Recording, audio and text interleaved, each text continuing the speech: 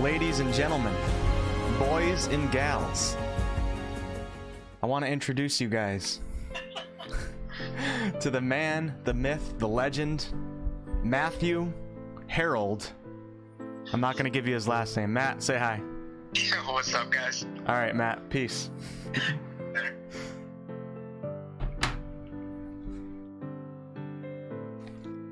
What's going on? What's going on, guys? Thanks so much for stopping in today. Oh, shit. No. I screwed it up again. Wait, why is it not working?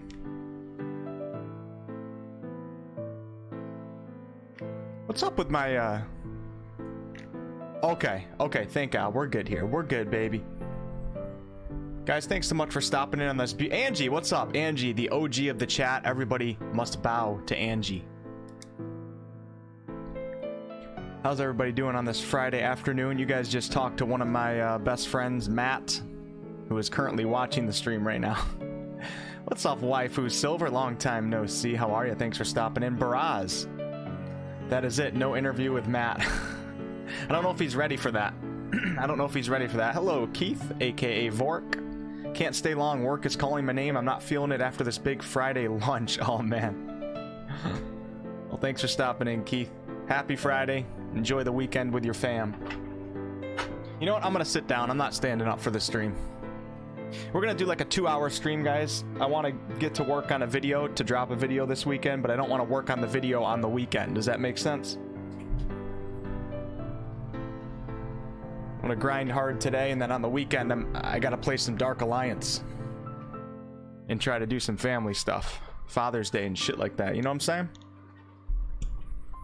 So any of you guys that haven't seen this, maybe I'll play this right now. You guys want to watch this? Have any of you guys not seen the animated short for The Legend of Drist? Because I'd be curious. I bet you I'll get copyright. So maybe I shouldn't. I'm probably already getting copyright right now. What's up, the author? Hello, Jessica, Armagorth, Van. Van, I apologize. Let me go on. Hold on. Let me bring you guys to my other screen. Van, this map is from you. Which one is it? This one, right? Van? So Van is the one that gave me this map. I kept saying it was Irenicus. Irenicus gave us a map, but it wasn't this one. And yesterday I kept crediting Irenicus. So shout out to Van for finding this map. And then... Oh wait, was that the one that Replicator found? I'm all confused. I don't know. Shout out to Replicator, Irenicus, and Van for sharing some of these maps with me, guys. I appreciate it. Okay. Hello, Carly. Happy Friday. Looks like Kit's coming in right now with a $2 donation. Daddy Wolf, looking forward to Father's Day. He's referencing one of my recent videos, guys. I'm starting to poke a little fun at the MMO community. I'm starting to realize the more videos that I do in the MMO community, the more toxic people show up, really negative people that get really angry at things that I say. So I started saying to myself, you know what? We're going to keep my Baldur's Gate 3 videos the same, you know, respectful and have fun. I'm going to start poking a little fun with these MMO videos. So he's referencing a video that I recently did. So yeah, so that's where we are with that, man. The MMO community has a lot of shitty people in it. Overall, probably good. I mean, there's a lot of crossover between RPG community and MMO, but anything that brings in anything competitive, especially Ashes of Creation, you get those people that come in and call everybody a Care Bear. Like they actually feel tough because they like PvP in a game and someone else doesn't like PvP, sitting behind their computer typing and using a mouse and keyboard, and it makes them feel tough. And I understand, because when I was younger and a teenager, I probably would have called somebody a Care Bear. But I have matured and gained knowledge and wisdom, and I realize how stupid that is. Unless you're a professional World of Warcraft player, which nobody is, don't be calling people a Care Bear. Explain your position. Be respectful, be polite, and people will take you seriously. Okay, hello the author.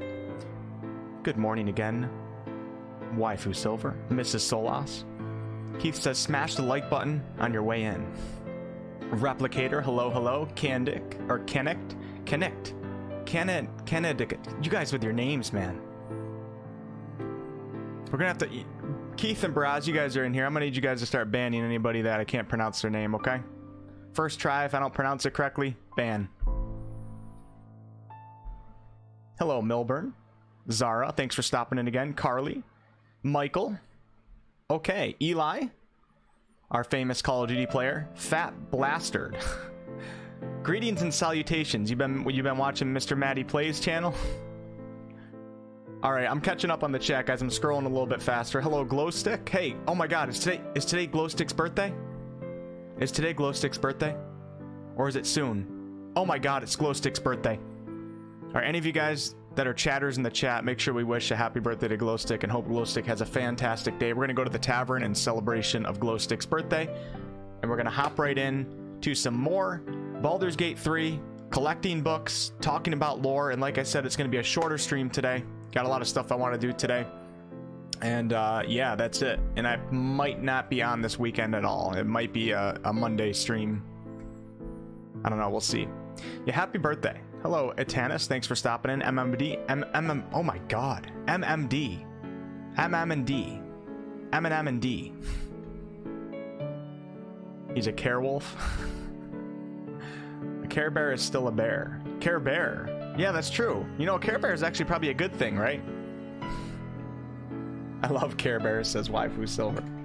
Yeah, I like competition, and I love games that really get me going in a state of where I really want to win and conquer other players. I like it. I'll admit it. I like earning my skill and getting better at games, and then being able to beat other players in that game. But it's just one style of gaming that I like. And not everybody likes that, and it doesn't make you a better person because you like stuff like that. In fact, most people that like stuff like that are worse people. Oh shit. Alright, let's get into it. Emma Gastar says no Baldur's Gate 3 this year, unfortunately. I think we'll be lucky to see it in 2022. So I'm planning a 2023 release, okay? Early 2023. If we're lucky, maybe we'll get late 2022. Alright, let's do it, baby. A big cheers to Glowstick. Happy birthday, Glowstick. I'm not in a singing mood right now, though. Alright? We're talking about PvP and MMOs. I'm not in a singing mood. Happy birthday. Skull. Maybe Helson is a Care Bear? Yeah, exactly. Exactly, Braz. Helson probably is a Care Bear. Alright. Let's hop in. Yeah, so any of you guys that haven't seen this, I guess I'll link it in the chat. It's pretty cool. I'll link it for any of you guys that have read the Legend of Drizzt books or like D&D stuff, because it's kind of cool. We got an animated short with Drizzt. You guys think we'll see Drizzt in you guys think we'll see Drizzt in Baldur's Gate 3?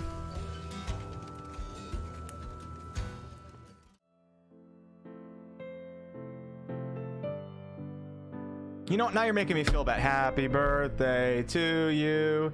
Happy birthday to you. Happy birthday, dear Glowstick Elf. Happy birthday to you. You made me feel bad, Glowstick. You were too nice. You said that's okay, and then that just sunk in my heart, man. I gotta sing. I gotta sing. All right? I gotta sing. All right, let's start up some BG3, guys. We got maps as backup to look up things here. Those of you guys that haven't been hanging out for these streams, we got Baldur's Gate 3 right here on the Sword Coast, a very popular D&D area on the continent of Faerun. We got the city of El Turel, and we are somewhere in this area right here. And we're just picking up books in the game, reading them, researching them, trying to retain the information. We picked up a book a couple sessions ago, which was a Wood Elf, and the Wood Elf was writing a story, and the Wood Elf was from the Wood of the Sharp Teeth, which is right here.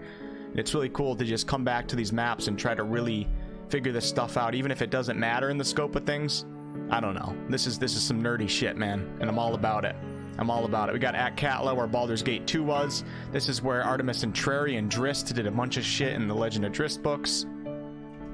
And then the Wheel Death, which is a new name for the Tethir Forest. We figured that out. A lot of good stuff, man. This is a really cool map. If anybody wants this map, DM me. I'll link you to the original source. His name is Sebastian. And yeah, let's get into it. Let me take this off. Mass Effect, Solasta, Baldur's Gate, Dungeons & Dragons, Dark Alliance, Subnautica, The Witcher 3. Damn, we got some good games on here, don't we? Let me switch to a wireless mouse. Hello, Harry. Harry, thanks for watching my MMO videos, even though you don't really like MMOs. Appreciate it, man. The watch time certainly helps, so thank you.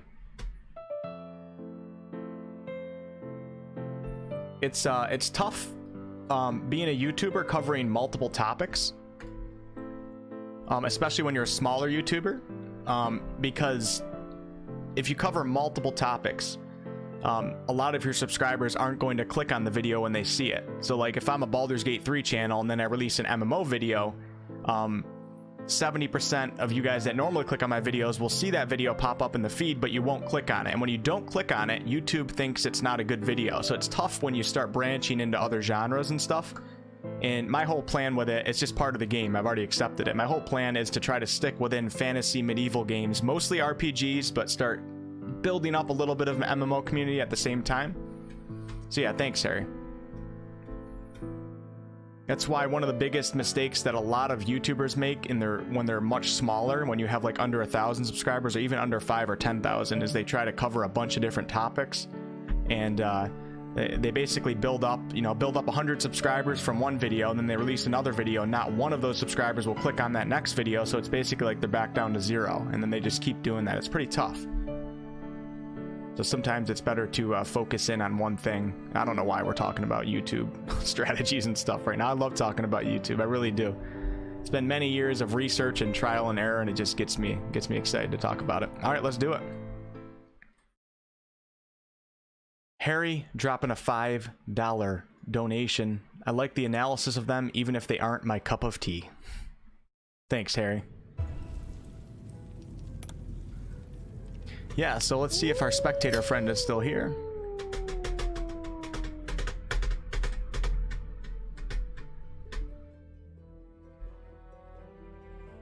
Harry with a $5 donation. And then we got a pink one coming in from Kit with a value of 500 rupees. First time I saw like button's great ass, I was in awe. Just delish. So I told the like button I was a fan. It slapped me. Kit, you don't do $50 donations for the like button. Did you mean to do 5? Kit has donated so much money over the course of this channel's existence, but whenever he does like a like button comment, it's always $5. Kit, did you accidentally add a 0 onto that? It's all right. Let me read it again. Okay, I can't talk in the middle of a like button comment. First time I saw like button's great ass, I was in awe. So as you guys know on this channel, okay, we don't support sexual harassment, of course, all right? We respect women, we respect men, we respect each other. When it comes to the like button, it's just game over, all right? The like button doesn't have feelings, really. You can just harass the shit out of it, okay? Kit, first time I saw the like button's great ass, I was in awe. Just delish. So I told the like button I was a fan. It slapped me in the face and walked away. My only response was, hate to see you go, but love to watch you leave. Awoo, Wolf Pack, the best pack. Hey, big shout out to Kit and big shout out to Harry. Thank you guys so much. Appreciate you guys. All right, let's get into the game. You guys are the best. See, I've been talking so much now, I haven't even taken a sip of my coffee. Shy Violet is here within the first 15 minutes of a stream? What? Hannah says it sounds like softcore, like button talk. Hey, shout out to Hannah too. Hannah's been around, a lot of you guys have been around for a really long time. And it's funny how time flies. I've been covering Baldur's Gate 3 technically since mid 2019. Now, I focused on Baldur's Gate 3 in early spring, late winter of 2020. And a lot of you guys have been around since then. So big shout out to you guys. Thank you guys so much. Michael with a $2 super chat. Super sticker with a little munchkin thing. Kissing out a heart. I like it. Scold. All right, let's get into it, guys. So those of you guys that weren't present last night, as you can see, we have a friendly spectator here. And after Shy Violet's deep technical analysis, we're kind of thinking that I called in the spectator in a really weird space, and it bugged out. And so typically when you call in the spectator, it's a combat encounter instantly. But apparently this guy wants to hang out, even though spectators are generally neutral creatures. They're not actually evil like beholders are. So yeah, so we have an eye watcher of the land right here who's watching over the bridge and protecting us. So I'm pretty happy about that. We'll see you later, brother. What do you guys want to name the spectator? You want to name him Kit after Kit's like button? Ridiculous Dono.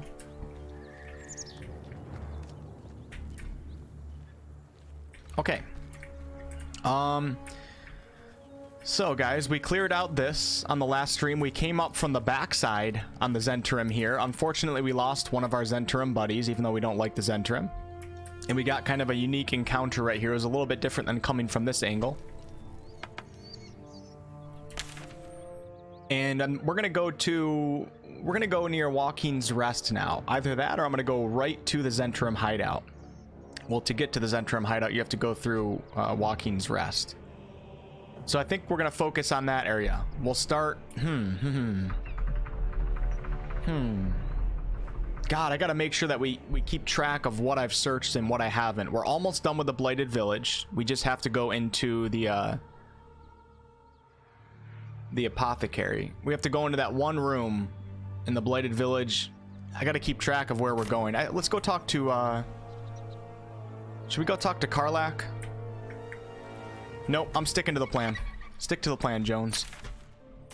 I'm sticking to the plan, guys. Let's go. One thing at a time. We don't have that long of a stream today, so I want to make sure we stay focused. No sign of tentacles so far. And we'll count how many books I have. Actually, do I need a rest right now? It looks like I do need a rest. Let's go to the camp. And let's go over to our stash right here. I don't know if I feel like I'm gonna take all these books and then just do like a 10 video lore series and just go through them. Is that something that some of you guys would want to watch? I feel like they're not going to be popular videos, but it'd be really good for myself to really ingrain this information in my brain as a content creator on this subject, and I think some of you guys would enjoy it.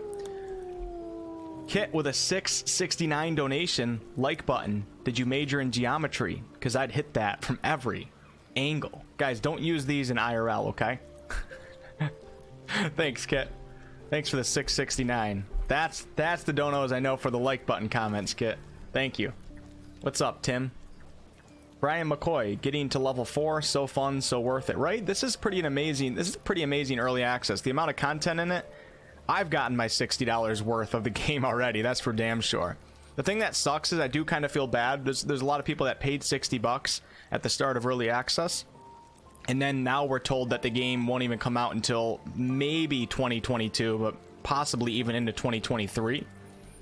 And I feel a little bit bad for people that made that purchase that are scrapping for money a little bit and we're hoping to play this game soon. But at the same time, you know, this is such a massive project. First of all, game companies always underestimate how much time they need, and with a project like this, a CRPG, it's going to take longer than you think. So you have to take that into consideration. And also, the pandemic. It probably delayed things massively across the industry, especially with a game like this with so much motion capture and all that stuff.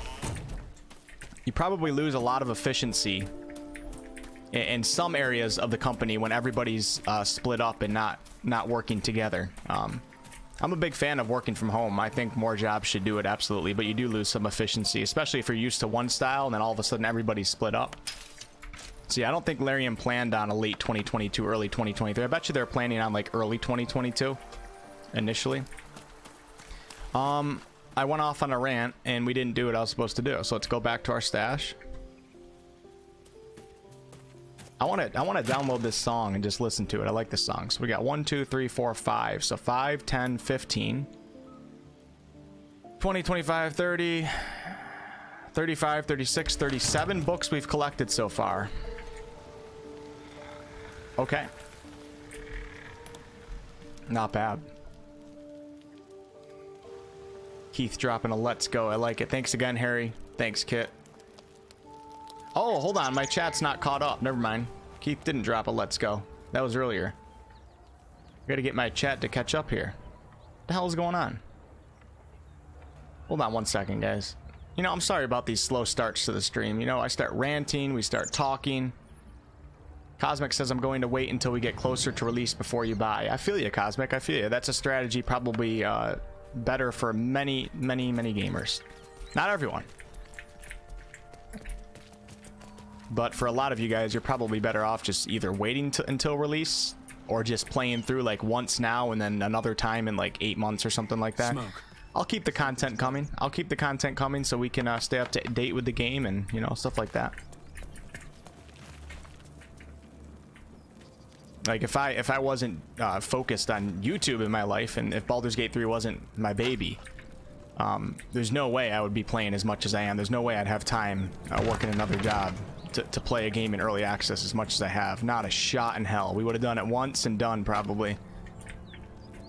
But thanks to your guys' support over the past couple of years, now we can focus in on stuff like this. Okay, so let's do I want to go through this entire Flaming Fist scene, or are we gonna go right to Joaquin's Rest?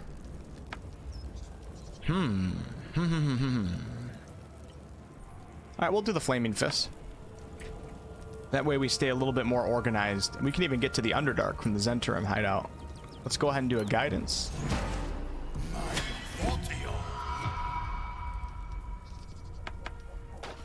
Let's go ahead and do a mage armor. Not that we need it. We're not going to be getting into combat here. Although I don't think I've ever wiped the... Guys, should I kill the Flaming Fist? Oh my god. I think I'm going to. I think I'm going to kill the Flaming Fist. I think I'm on the Githyanki side for this. We've wiped the Myconids. We've wiped the Druid's Grove. I don't think I've ever killed the Flaming Fist. The only thing that sucks is when you kill them, you don't get the lore for Alder Ravengard. And there's some really interesting stuff going on, but I think I might kill him. I think I might kill him, guys, and I'll tell you the way we're going to do it. We're going to do it in a very... I don't want to say it's not a clever way. It's not a clever way because I didn't discover this until 350 hours into the game. You know what? I don't even care about a little fire damage. We're going to short rest after this. Let's go, baby. Everybody through. Come on. Let's go. Let's go. That's punishment. That's punishment, Astarion, for pissing me off. Oh, he's just standing in it. Oh my god. Jesus, Astar, you didn't have to do that to yourself, brother. Holy crap. Oh my god. Alright, so we're gonna kill the Flaming Fist. Maybe for the first time. I can't remember if I ever did that. But maybe we'll talk to the cow first. How about that? Let's talk to the cow. And we're gonna talk to the cow as Shadowheart because she has the highest charisma in my party, I believe. Oh no. Wait, hold on. It's not switching characters. There we go. Shadowheart has 14 charisma. So yeah, we're going to talk to her. Although, wait. I don't know if we're doing a charisma check. Never mind. It might be wisdom based. All right. We're talking to a cow. So it's probably not going to be a charisma check.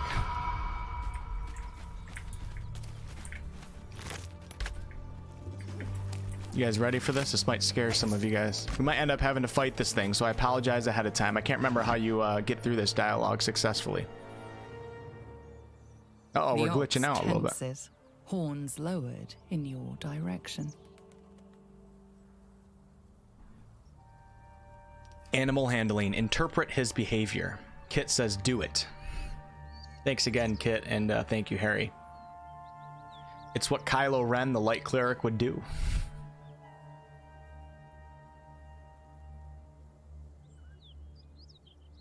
What's cool about BG3 is it will really work and not be too buggy at release. You know, I would imagine so. Yeah, absolutely. They're going through all the problems now, and when it releases, hopefully it'll be great. And hopefully they figure out the action economy and all that. They have so much time. We got to remember too, when they don't update early access as much as we want them to, they are working on the actual game too. It's not like all 300 plus employees are working on early access. There's probably like, I don't know what percentage, but they're obviously working on the full game at the same time. So early access isn't just their only focus. So when we don't see content for like 4 months, you know, you got to kind of think about that. They're trying to make the game. They're not as worried about just Act 1. Neil Newbon, Replicator, bringing up her favorite star. Hey John, thanks for stopping in. David, what's up? Made it on my work queue. Is fairly quiet today. Nice. Okay, let's press on and talk to this guy right here. Braz says I still have 57 games in my Steam library that need to be played or finished. Holy crap.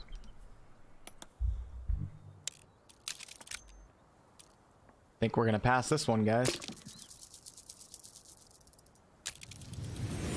Beautiful.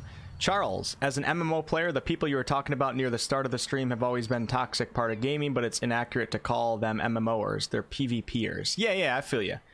I feel you, man. Yeah. His hide twitches. I'm not Every talking crap muscle about MMOers. primed Half this community is MMOers. He's terrified. Yeah, it's competitive games have a lot of toxicity. That's the correct way to say it, Charles. Whether it's Call of Duty, whether it's World of Warcraft, wherever that competitive scene is, there's more toxicity than scenes that don't have competitiveness. And I can handle that. I just don't like when people bring it into my community. Like, this is not the place for it.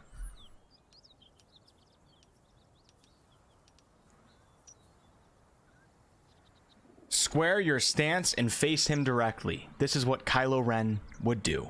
Right, Replicator?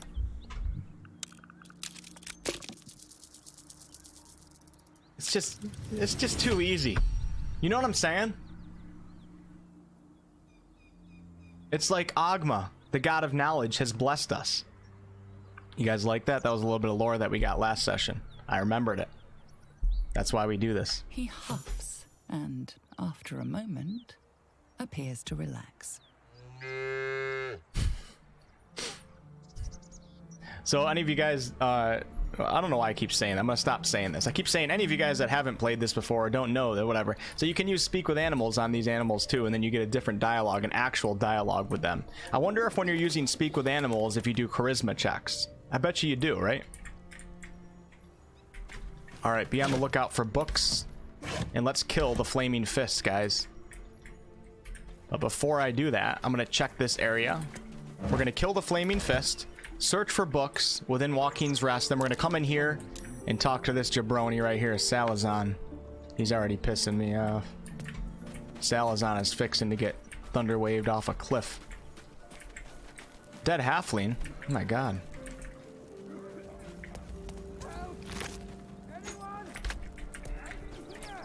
Yeah, you'll be fine, brother. It's just a couple flames, man. I'm not worried about it.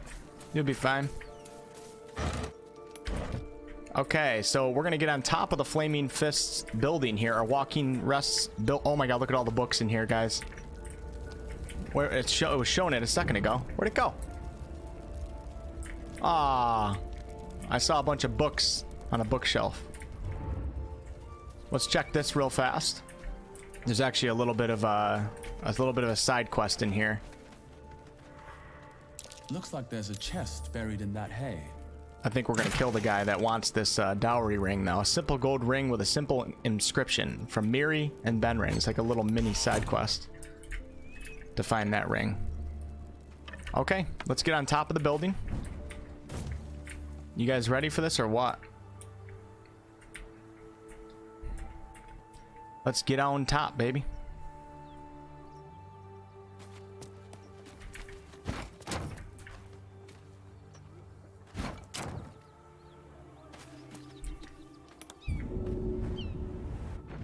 Oh, the problem is I think I can only get Gal up here with Misty Step. Do I have the jump spell with anybody? I forgot about that. I can't get everybody up there. I can't get everybody up there.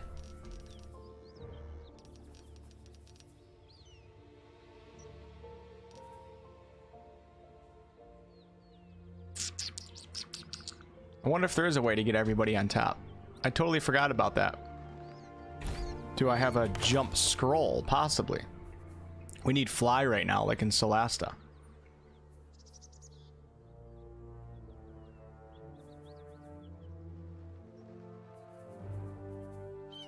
I don't see it anywhere. Okay, well, we'll see who we can get to the top. Dire Wolf, beware. The others will go after you for the rest of the game. The bards in this game have an aversion to gravity. Richard Young, you might have a race that doesn't start with a modifier for wisdom. The bard is not in the game yet, Job. We're just, there's bard characters and NPCs, but we can't play the bard yet. Play games like Guilty Gear Strive? Never even heard of it, man. Is it a MOBA? MOBAs are toxic? Yeah, I'm sure they are. That's straight competition. Can't wait to see Moonrise Towers, right? It's gonna be so cool. Jaren says, I really want the monk class. You know, out of everybody that says the classes that they want, I think the most requested is probably Paladin. But I'm seeing a lot of monks and bards as well. Alright, let's take our brother up here and climb him on top again. We're gonna separate him. Hey, Kylo, get the hell off that. And I think I'm gonna have to fight everybody else on the ground. No, no, hey, oh my god, I'm so bad at controlling the pathing of my characters in this game. I feel like when you click on a character, like it doesn't always like catch. I hope that they fix that. So let's take Gal right here. You know what? I'll put everybody together, see if they all come up here. Here they are, the brigade. The brigade. All right, now we're gonna take Gal and we're gonna Misty Step right up to here. The first time I discovered this, I was so happy. I was like, wow, this is so cool that you can get on the roof. And we're gonna leave Gal up here for this fight, probably right here in the beginning. Oh wow, look, we could actually, oh my gosh. I could actually get him inside right now. We could jump down in, this is so cool. And we could possibly, we could come from the backside. What would that do? What would that do to the dialogue if Gal came from this side of the door and opened up the door for the Flaming Fist? That's a good question, but I don't got time to figure that out. So you guys ready for this? Thumbs up, let's do this. Leroy Jenkins. Boom. Oh, oh. Hopefully none of them have Thorn Whip. Otherwise we're in big trouble. I don't think it would reach up there, actually. Alright, I gotta get these guys through their turn, and I'm gonna sneak up the rest of my party. Oh, these guys have no idea what to do. This has never happened to them. Ever. I might be the first person to kill the Flaming Fist. Alright, let's go ahead and... Oh, I don't have any level 2 spells left. That would have been nice. I'm gonna go ahead and back him up a little bit. Actually, let's take one more shot. Who do we want to kill? Who's in this fight? Oh, wow, we have so many people. This is actually quite dangerous. It might be better to play the hide game and solo this fight. Whoever's the lowest HP, I'm going to try taking out. I can't see that character. I guess we'll go after this guy right here. You know what would be nice, though, is a Grease or an Alchemist's Fire. I don't know if I would get more damage out of that. I probably wouldn't, but for the sake of it being cool to watch, we're gonna drop an Alchemist's Fire. All right, on these guys' domes. Okay, and then we'll back him up. I doubt anybody's going to be able to hit him. So this is how you solo the game, guys. With a Starion, with a Thief, you just back up and hide. I'm gonna move him. I don't know if I should go all the way up or if I should stay on this ledge. I'm gonna stay on this ledge so they can't see me as good. Oh wow, nice. See what these guys do before I sneak up the rest of my party. My wish for the next update, new character selection and movement system. That'd be pretty sweet. You know, I hope they give us like something little. Some people were saying we might get a new companion on the beach. I don't know. It'd be really cool if we did. I feel like that's a lot of content, though. They said they're not doing a lot of content, but if we get like a new race or something, you know, that wouldn't really be like a content update, right? I don't know. Maybe it would be. I definitely would love to have a Dragonborn race and be able to become a vampire. It's pretty cool. It's a good idea. Me too. What's up, Irenicus? Queen Tiamat says, do you know if Neil is doing any signings in the coming months? I think he said he was. My understanding is he's waiting for more to come to sign. I love you guys that are fanboys and girls on Neil. I respect it. I love it.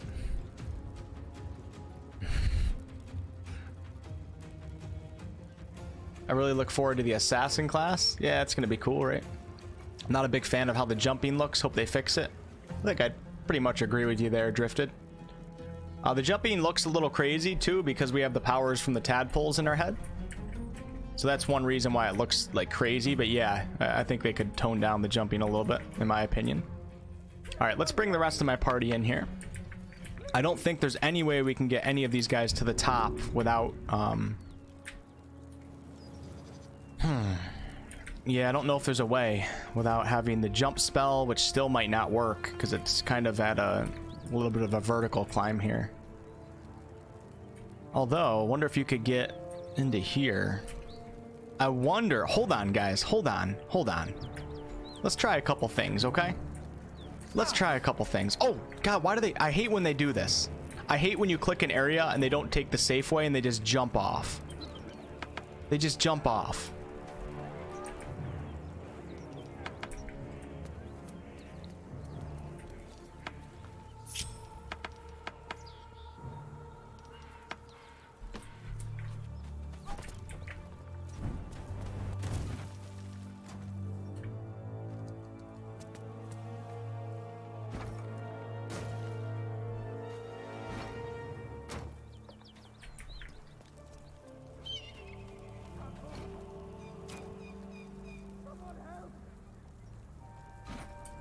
Someone help!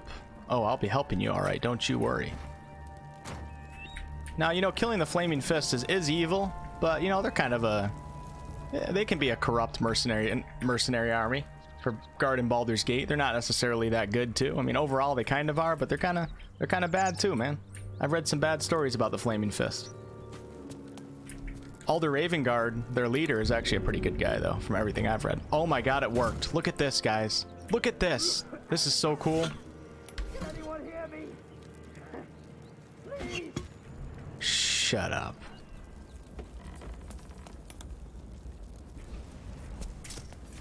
There's so many things you can do in this game. And this is one of the things that Larian said that they want to work on, is players not knowing that you can do all these things. And they want to offer more ways for players to do creative things. I didn't know I could do half the things in this game until like my third playthrough, but that's kind of part of the fun, is figuring these things out. I hope they don't make it like too obvious, like all the oh shit.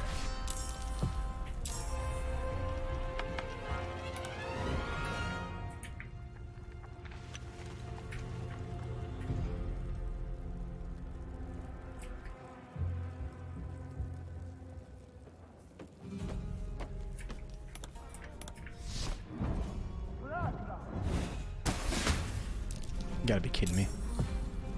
Alright, Mrs. Sloss, have a great day. You want some racial background flexibility, bros? Dreaming in colors there? I mean, they might, you know.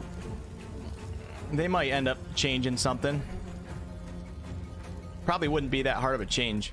Maybe you can keep Lae'zel instead of getting separated from her. Oh, yeah, maybe, Richard. Maybe they have a different outcome, depending on how you handle the ending scene or something. Braz says, Sven said that the thing they added required a lot of work because they integrate consequences in many future scenes and dialogues. It could be the us companion. Yeah, it's crazy how they do so much work for one little aspect of the game that 90% of players won't even experience themselves.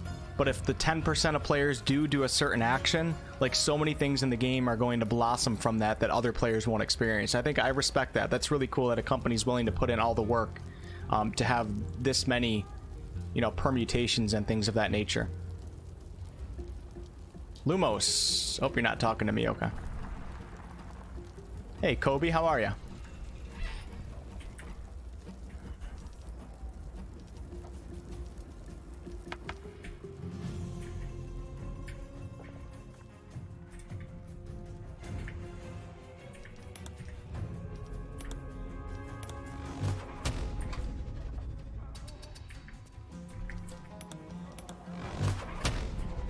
I thought I hit this shot earlier. How am I not able to get it now?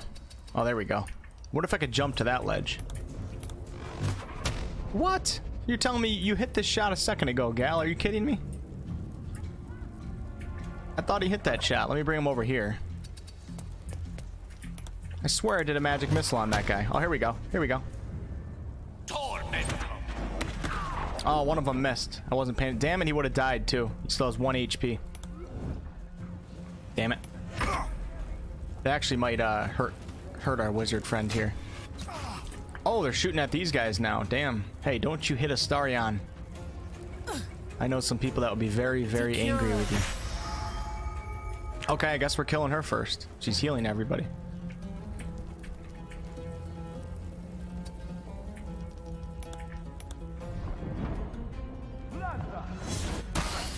What a beautiful guiding bolt. Nice dodge. Man, Gal has been doing his dexterity exercises. Listen, brother, you better shut the hell up, or I'm gonna toss a caustic bulb right in this room, and believe me, I'll do it. You're starting to piss me off with your pansy crying in here. You sound like a Care Bear. Oh shit, now I realize there's probably like 50 people in here that weren't in here when we talked about Care Bears and how I hate it, so they probably think I'm actually being mean. Classic. Alright, let's I want to take out the healer, but I can't really see anybody. Maybe if we go out on the ledge, but then we're exposing ourselves. But you know what? Sometimes you gotta expose yourself. Whether it's streaking or in combat, sometimes you just gotta do it. I can't get an angle. Look at a stupid tree. You bastards. Alright, we'll take out. I don't need a level 2 for that. We'll do a level 1. And then if I can get her back. Uh-oh, I can't. I can't get her back.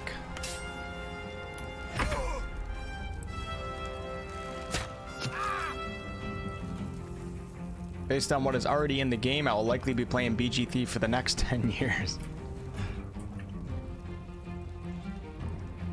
Should I just jump? Should I Featherfall and jump down right now, guys? That'd be pretty funny. I don't have Featherfall prepared.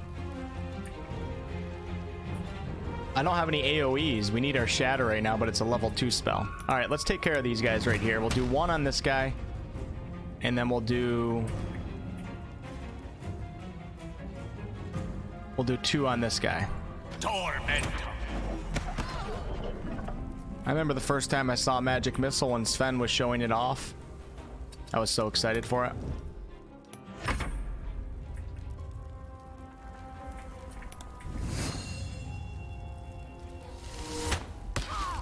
Nice shot, Astarion. See, if you get the right positioning, you can cheese a lot of the fights, because you can just back up and hide. But as long as they make it really hard to obtain that positioning, and something that everybody doesn't figure out on the first combat encounter, I'm down with it.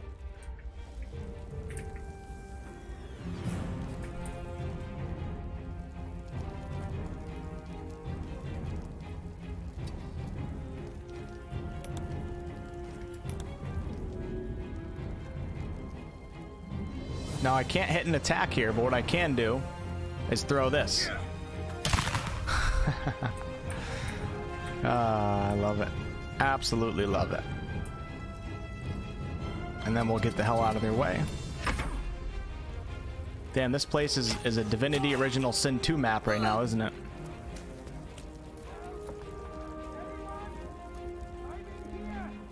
Give light crossbows to all the companions. Good for damage when spell slots run out, as Richard's advice.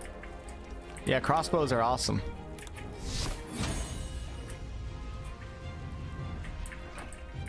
Oh, wait. How did he die? I wasn't paying attention. I was looking at the chat. What just happened to our wizard? Are you kidding me? Oh, I just skipped my turn too. Shit. Oh my god, look at that block on a shadow. That was nigh on incredible.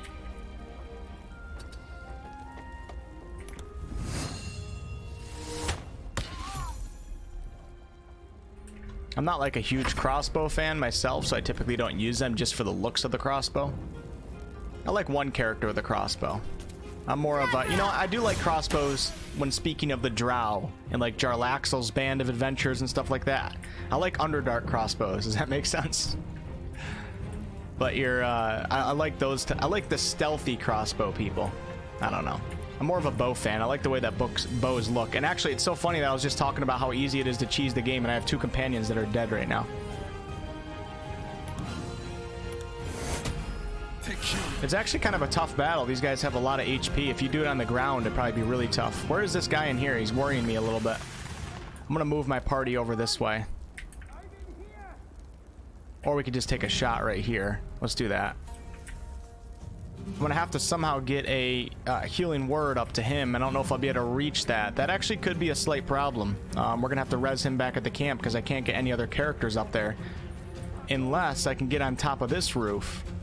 This house from inside somehow.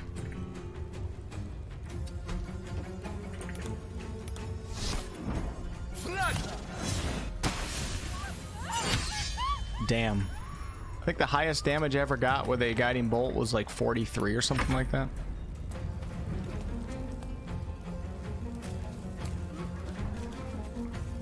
Drow and their hand crossbows. Yeah, I always liked reading stories about Drow with the hand crossbows, especially because of Jarlaxle. Did Gal thunderstep him? It's possible, Braz. I was looking at the chat, so I have no idea what I did or what they did. Who started the fire? Partially me, and oh, I don't know who actually started the fire. The origins of the fire was the goblin attack, but I don't know who actually started it. Probably the goblins and the Drow. What's up, Sala? Thanks for stopping in for 2 days in a row. Kenny, the like button can moan. Does the dislike button moan as well? Magic Missile is the best spell. I would actually probably agree with you there, Kobe. Definitely one of the top spells in the game, for sure. Carly says, Sakara Kit did not donate $60 for this few of likes.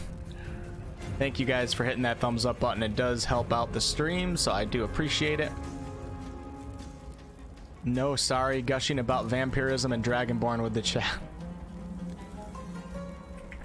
Bianca deserves better. You guys are talking about Dragon Age. All right, let's see if we can get this off. Oh, but look at this, beautiful. I was wondering if I would have a line of sight on that, and apparently we did. So, having a cleric in your party. Who doesn't have a cleric? It's so amazing that you can distance heal with a level 2 healing word, even though I did level 1 right there, and still drop a level 2 guiding bolt. I would actually say that the cleric is the most valuable party member to have in your group, in a general sense. Alright, there's still a guy left. I don't know where he is. Oh, she's going inside. Or what is she doing? Let's see if we can get Gal over here. You might be able to hit her from right here. Gelligan. I'm gonna start calling Gal Gelligan. Gilligan's Island.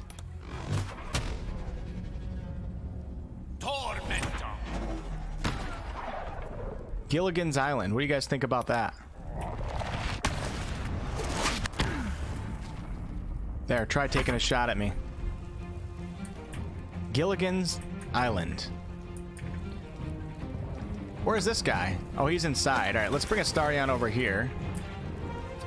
And let's kill this guy in one shot, because we're going to have high ground. How is that not high ground? So, it's funny, because I was testing out gaining advantage in this game and trying to see, like, what changes they made, so you can no longer, like, climb on top of a box and get advantage, which I agree with. I think that's stupid. And you oftentimes have to be like at the almost tippity top of the staircase, if not on the top, to actually get advantage, which also kind of makes sense.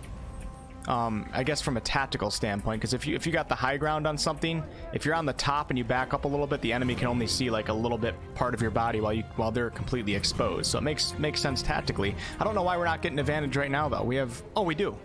Why wasn't it showing a second ago? Okay. What a shot. What a shot out of a Starion right there. Just because it's fun? Yeah, let's do that. Let's see if this guy notices us. It's actually not a bad play right there.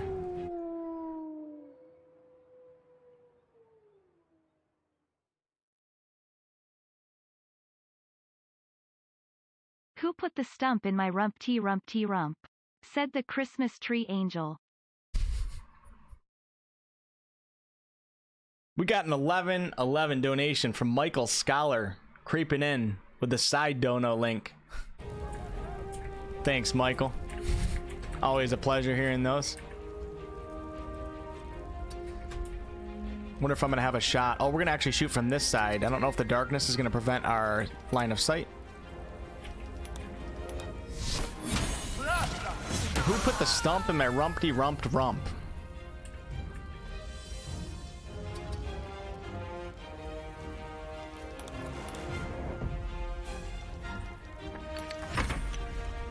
Thanks, Michael. What's up, Michael?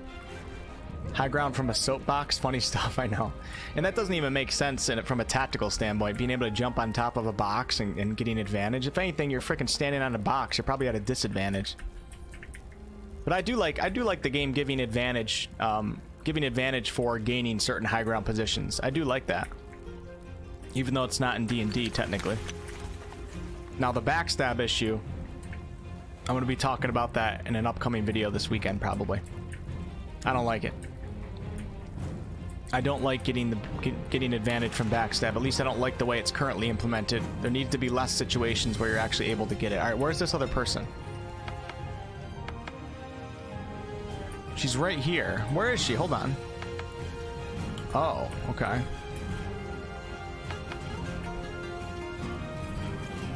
Should I jump down with Shadow? I guess we'll just start going.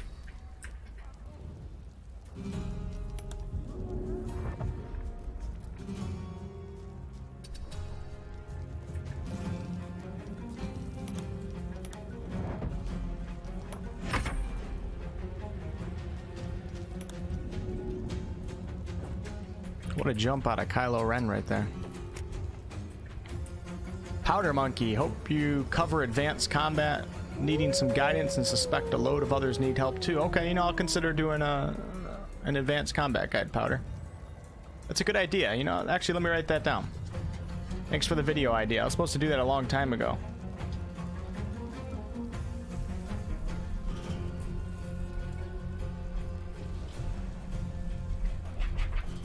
Great idea.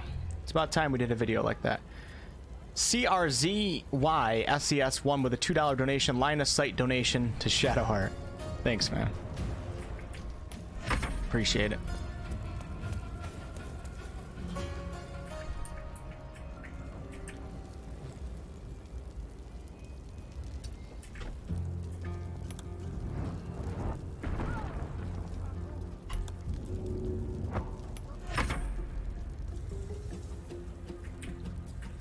Now, what is our fine feathered friend up here gonna do? The only way that Gal's gonna be able to get down from here? Oh, actually. Oh, wow. He can actually jump inside the building from over here. I take it back. I'm gonna have him jump into here.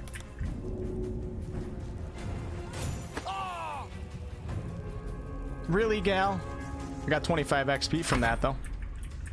Really? He is so unathletic. He's got weak ankles, man. He's got weak... Oh, shit, I just took an opportunity attack. Okay, I guess we can swing through railings, no problem. Didn't know that. I gotta... Oh, I have a sword. Never mind, I thought I had a dagger on him.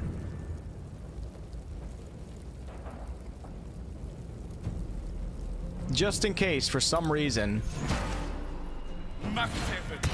I'm gonna give Shield of Faith to Astarion. If some reason she might try killing him right now and see if we can do it.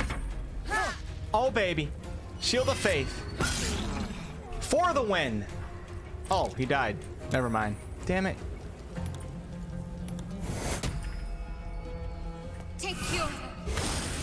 Damn it.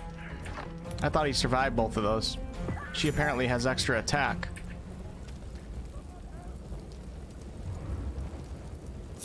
Alright guys, let's take our wizard. First thing we're gonna do is pop. Can I do a short rest with everybody spread out? Yes, we can. Okay. Okay, we're gonna take these guys and put them out here in the beginning of the village. Or the inn, should I say.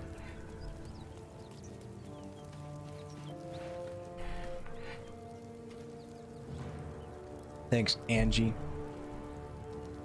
Valonja says, do you think they'll keep jump and shove mechanics as they are at the moment? Not a fan of jump and disengage as being bonus actions. I'm with you on that one. I'm not really a fan of the way they are right now too. I can see them still making it work as a bonus action. Not really disengage. I like disengage being an action. You know, it's supposed to be like a get out of jail type thing. It should cost you an action, but in terms of shove being a bonus action, I'm not necessarily against it. I know a lot of players have fun with it, but I think they should tone it down and require players to get better positioning. You shouldn't just be shoving enemies off every cliff from like a mile away. I don't know if they'll experiment with that. I'm very curious on that too. I'm like 50-50. It's gonna be, I'm 50-50. I don't know where Larian stands on the bonus actions that are supposed to be actions. I have no idea. I hope that they do experiment with it though. I hope that they do.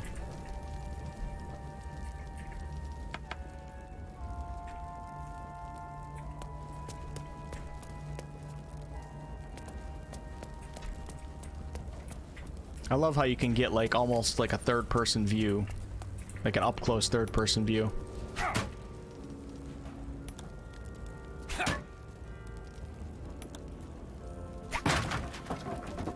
Actually, you know what? Let me see if I can help this guy from this side. I don't quite remember this scene, like, and how you do it. Let me bring these characters back up here.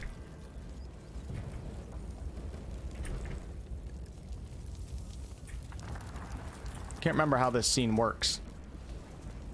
Thanks, Carly. Pluto, short rest in burning buildings sounds safe. Next game is Tyranny, though maybe Dark Alliance browse. Bryce, through the banisters is a legit strategy. Queen's got food, that sounds good. Shove is fun, but throw is awesome. Especially when you get throw a halfling at somebody. Yeah, they're really fun actions. They're really fun things to do. The debate more so is over should it cost you an action or a bonus action. So if you can shove an enemy and also use a guiding bolt as your action, like you're doing an insane amount of damage to the battlefield. So that's kind of where the debate is. I think a lot of people are okay with shove being in the game, but it's so powerful that it should cost you an action. I think that's how a lot of people feel. Not everybody, a lot of people. Because shove is responsible for more kills than probably any martial type kill that you'll ever get. Everybody shoves enemies off cliffs, and because of that, because it's so powerful, you think it would cost you an action. You wouldn't be able to do two in one turn. But like I said, it all matters how they balance the game too, so. If they balance it around shove being a bonus action, they balance it correctly. I mean, I'm not really going to argue with that. I just feel like it should be the other way right now. Personally.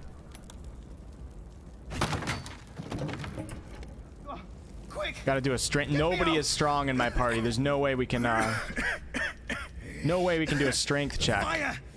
Hurry! Unfortunately, nobody's smart in my party either, so this guy might be dying right now.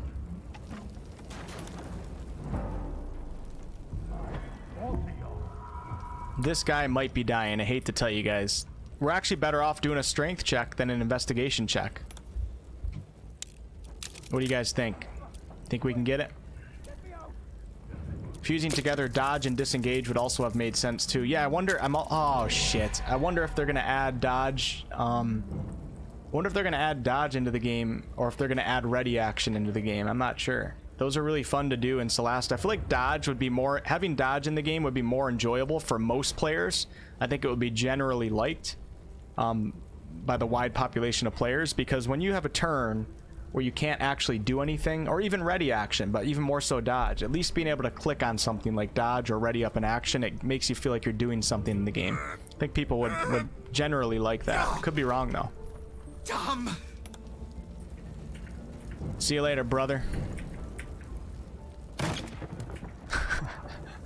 Hold on. I want to heal him.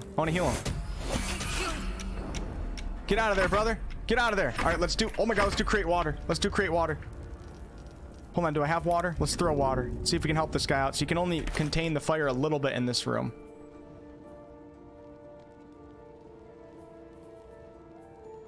Damn it, I hate how when you go into your inventory and you already have something opened, you can't actually select anything.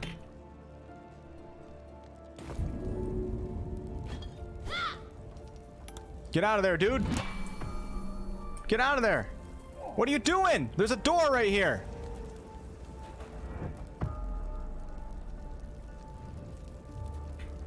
Oh my god. He's like a Cambion. He made it. We did it. We did it. Let's go ahead and save the game after this.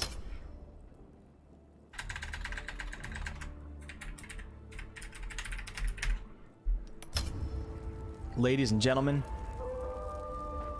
Mundate, how do I pronounce that? Mundi. Can we call you Mundi? Can we call you Mundi? Thanks so much for the channel membership. I know you asked something about it yesterday. I appreciate you. We appreciate you. Welcome to the channel ×2, Mundi. Skull. Thanks a lot. Speaking of this, guys, I should probably run to the bathroom real fast, okay? And I'll bring you guys to the one and only waterfall scene in honor of Shy Violet. Zara says Thunderwave him to safety. That actually would have been a kind of a cool idea if it didn't kill him. Thunderwave does a lot of damage too. I don't think he would have survived. He only had like 8 HP. Mundi, thanks so much for the channel membership. Be right back. Be right back. What's up, Julio?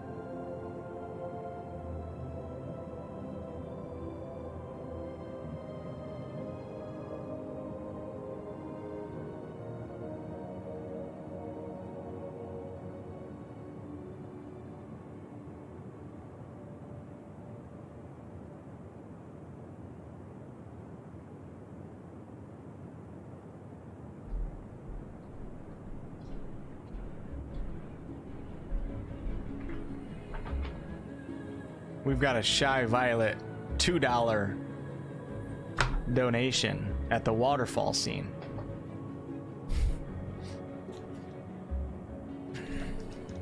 Thanks, Shy.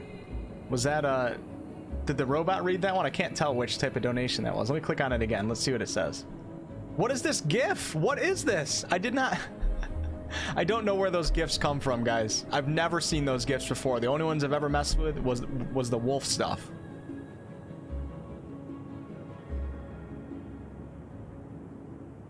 Oh no, I didn't enable the volume for it. We're gonna do it again. Good evening, Gonzo. You love the tavern and the waterfall. That's why I got them. That's why I got them, guys. We want to keep these streams immersive the best that we can. I got plans for many more scenes for the stream as well, just haven't implemented them yet. Waterfall. There it is. Is there some news of the game?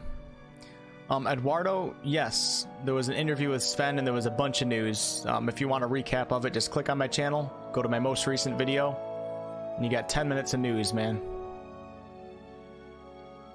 Alright, let's get back into it. Shy says, sorry, Wolf, that's my Streamlabs Pro GIF thingy. Oh, so that's actually interesting. So that GIF is from you.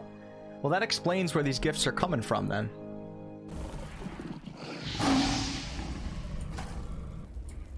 Alright, to be honest with you guys, I'm not that interested in helping this guy, even though we already have his wedding ring. I'm more interested in finding these books right now. But what I need is a long rest. What I need is a long rest because I need to get some of my spells back. So Gal, this is gonna hurt, but I believe in you. That would hurt so much. Alright, Van, have a great weekend. Maybe catch you maybe next week if I don't stream this weekend. I don't think I'm gonna have time to stream this weekend. Thanks for your map recommendation. We will be using it shortly because we're gonna be taking a look at books here in a minute. If you don't char all of these bodies, guys, you can use Speak with the Dead on a bunch of them too. You get some cool information. All right, here's our first book. Oh wait, never mind. I don't think bed linen is a book. What do you guys think? You think we can read the bed linen?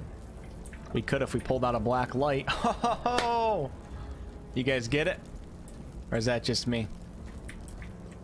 Ooh, look at this book. Fables of Faerun II, the Daring Duergar. And I'm saying Duergar. I'm done saying it the way that Larian Studios wants us to say it. I'm Duergar, I'm not Duergar. Get that crap out of here. It's Duergar, okay? One of a series of thin tomes illustrating simple lessons of readers of all ages.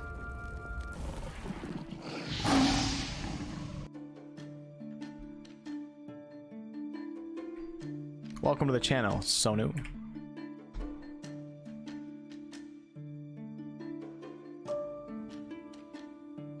In the deep city of Graxglaka, I said that right?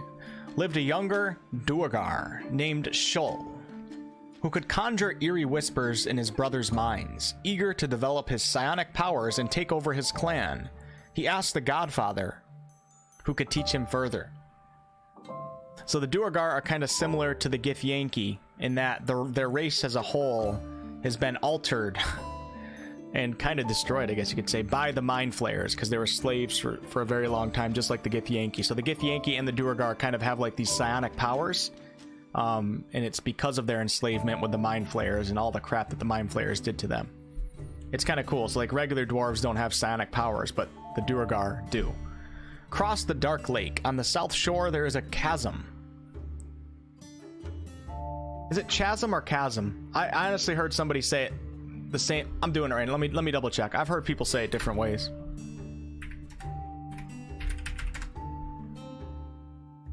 All right, chasm says Google, and we trust Google at all times, okay? So the Godfather, within the chasm lives a rogue mind flayer called Ear. It will teach you all you must know. So rogue mind flayers are mind flayers that have separated from the Elder Brain in their mind flayer community, I guess you could say. Pretty cool stuff, man. There's some rogue mind flayers in the Legend of Drist book. Drist actually, like, I don't know if he becomes friends with one. I don't think he becomes friends, but he has an encounter with a rogue mind flayer. It's pretty cool. Sholl's voyage was fraught with danger. He fended off aboleths and cloakers alike until he reached the mind flayer's chasm. Ear emerged from its hovel, tentacles writhing.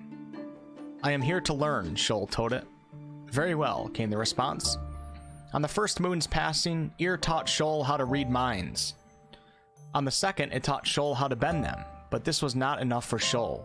He wanted to destroy minds with a mere word. So be it, said Ear, and bestowed a blessing on Sholl. It is yours, the knowledge to shatter a single mind. But you may only speak the command once, Ear told Sholl, for then it is forever forgotten. Ready to assume control of his clan, Sholl returned to Graxglaka. Show me what you've learned, the Godfather told Sholl. Sholl grinned, spoke the command, and his own skull shattered before the Godfather's eyes. Said the Godfather, the lesson is complete. That's pretty cool. Let's quickly look up in the deep city of... I want to look up that city real fast while we're here. How do you spell it? Grack.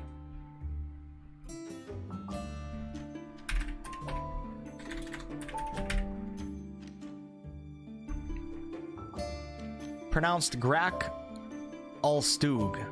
Gracklstug. The City of Blades was a Duergar city on the shores of Dark Lake in the North Dark.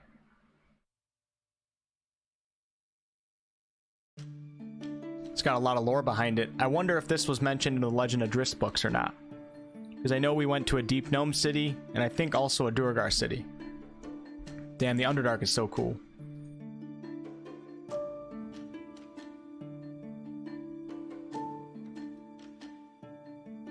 Located 5 miles beneath the Evermoors, as well as beneath the Desserin River Valley in the Utgard ancestor Flint Rock. Located about 100 miles away from Menzoberranzan, which is the Drow capital city, across the Dark Lake and beyond.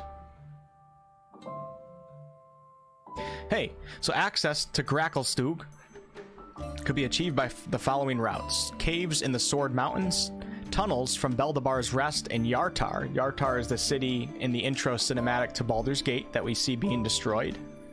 Tunnels from Luskan and Mithril Hall, which is the Dwarven Kingdom. Shout out to my boy Bruiner Battlehammer. And via a major trade route from Skullport through the Labyrinth. Gracklstugh was a cavern city and subterranean port. It had smelters and foundries mingling among stalagmites. The air smelled... Okay, I think we're good with that. Let's take a look at recent history. The most recent history we have is 1372, it looks like. The Silence of Lulth, which is the goddess of the Drow, ended and Lulth's priestess regained their powers. Kinnear Volk subsequently recalled his forces to Hellgate Keep. The remaining Duergar were easily defeated and turned back. The siege officially ended. Okay. I don't really quite understand that statement, but yeah, okay, so at least we know now. Gracklstugh, we know how to pronounce it. We know it's a Duergar city. We know it's about 100 miles from Menzoberranzan. It's in the North Bark, and you can get to it from Yartar.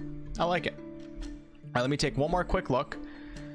Since we're just kind of deep diving into all this to eventually try to understand everything that we read, let me quickly look up Cloakers and Aboleth, so we'll get a nice little picture of these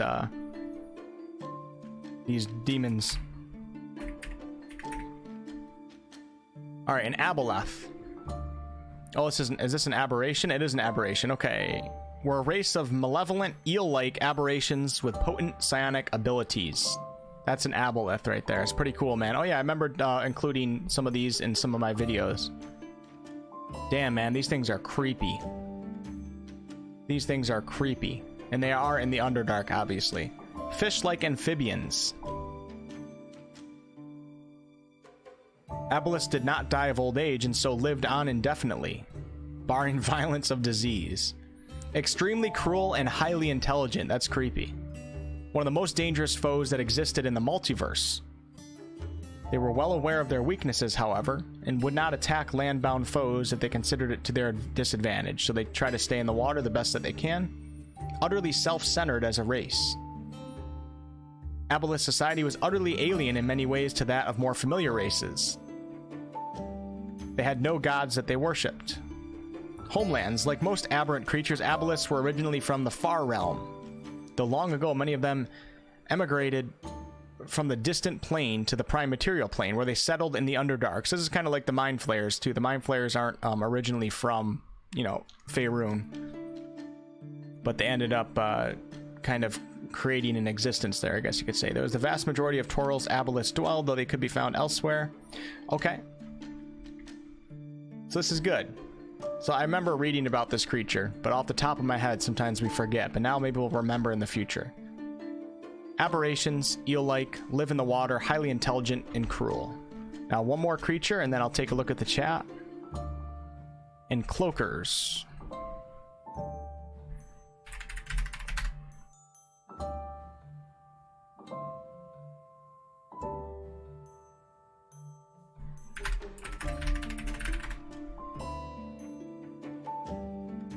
Oh, I know why, because I put an S in it. Cloakers were intelligent creatures that dwelt underground and resembled large flying manta rays when active. At rest, they looked like a black cloak, hence their name. Wow. Damn, man, the Underdark is a strange place, isn't it? It's kind of like scuba diving here on planet Earth. It feels very alien when you actually really start scuba diving and seeing things down there.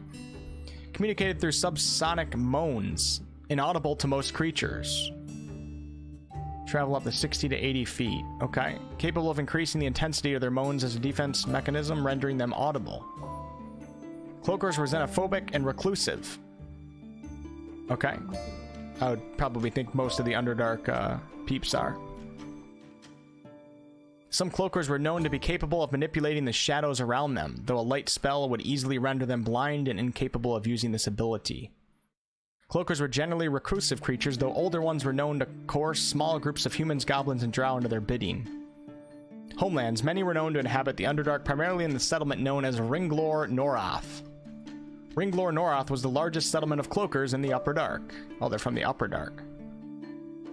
Other Cloakers were known to inhabit the Shadow Swamp, acting as warlords over lesser creatures in the Plane of Shadow. Okay, the Plane of Shadow, guys, is Shadowfell, which is what Shar controls. such as the Girash and the Kumat. Beyond that plane, they could be found in the domains of the Dread. Alright, so we learned a little bit about cloakers, which are these flying manta rays. And we learned a little bit about aboleths, which are your eel-like water species. And we learned about Grocklestube, the Duergar city in the North Dark, 100 miles from Menzo Baranzan. I like it. That's all we need out of that book. Let's get back to it. Let me take a look at the chat here, guys. Moral of the story, umbrellas are useful even in the Underdark. How do you say charisma? Charisma? Charisma? Charisma? Everybody's pissed off at me saying chasm right now.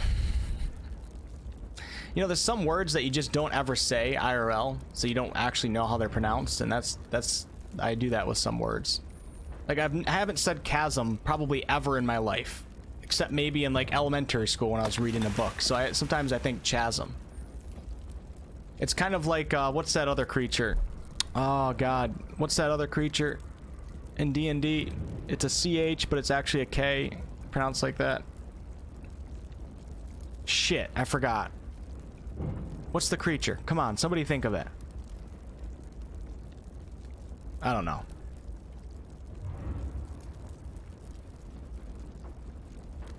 Stream has been keeping me sane the last few days. Well, happy to help. Happy to help. You're welcome here anytime you want. Seem like a good person, Mundy. When you start getting into the larger creatures, you will probably fail the shoves more and more. Yeah, definitely. It's hard to shove the Minotaurs. It's much harder to shove the Minotaurs. Alright, cool. Let's get back into it. The D&D lore is so expansive, it's nuts. It's actually nuts. It's unbelievable how much lore there is. It's the whole D&D universe, and just it's really cool how there's canon material, and then people make video games on D&D, but they have to stick to the lore of the world, and then people write books, but they have to stick to the lore of the world, and it's just an ever-expanding. It's such a cool thing. Such a cool thing. Are there any other worlds out there like that, guys? What about the Pathfinder world? Are they kind of doing something similar, or what?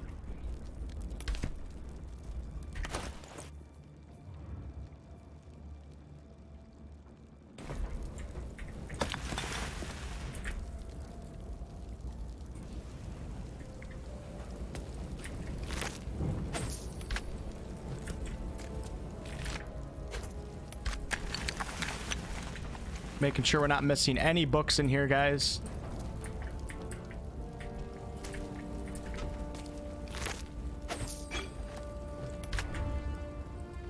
Hey, we got another God's book. We found so many of these. I can't wait to have them all together.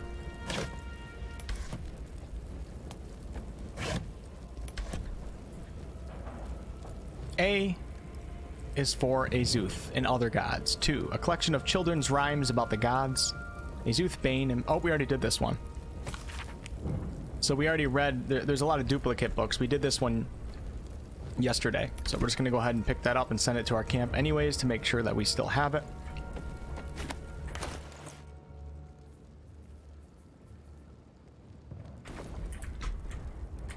And let's search this room real fast. I don't think there's anything in here. Okay. Alright, we're good. On to the next building.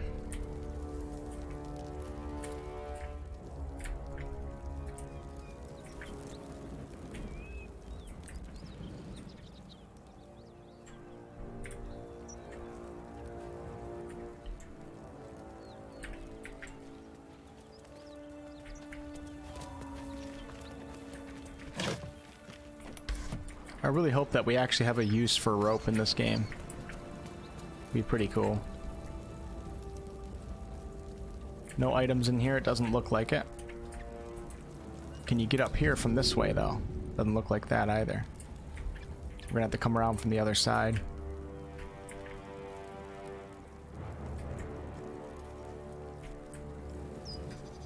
Alright, let's go back around. Duergar, official dictionary. Pronunciation is Duerga. The final R is not pronounced, probably due to how the Norse say it. Dwerga. so nobody pronounces it right. Larian Studios, Took Games from Dark Alliance, nobody pronounces it right. I kind of like that there's different ways to pronounce things in D&D, because it's, you know, it's kind of, you know, everybody pronounces things from different parts of the world, so you kind of have that. You guys think this is going to get us killed here?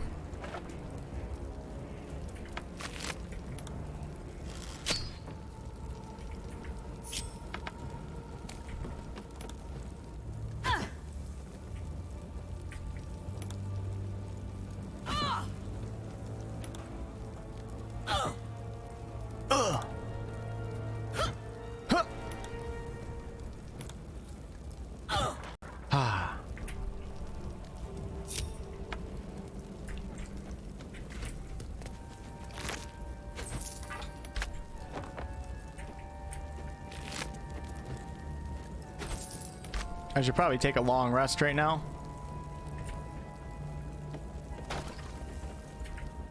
Before we end up getting murdered and then losing our progress. I should save too. An affectionate letter, probably. Hey idiot, you left a snot rag on my kitchen table. Haven't thrown it out yet. A lot of times I want to push you into a pit of snakes, but sometimes you say something so stupid and funny I think about it for days.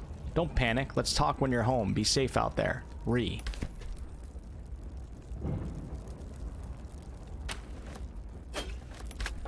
Not sure if that would constitute anything we'd look at in the future, but just in case, who did I just send it to? Shit.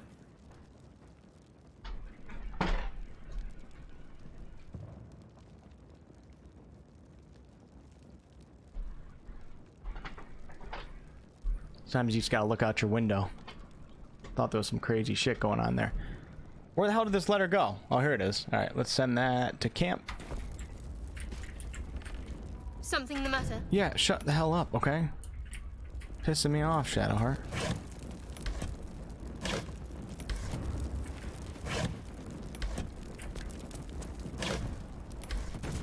Joaquin's Rest.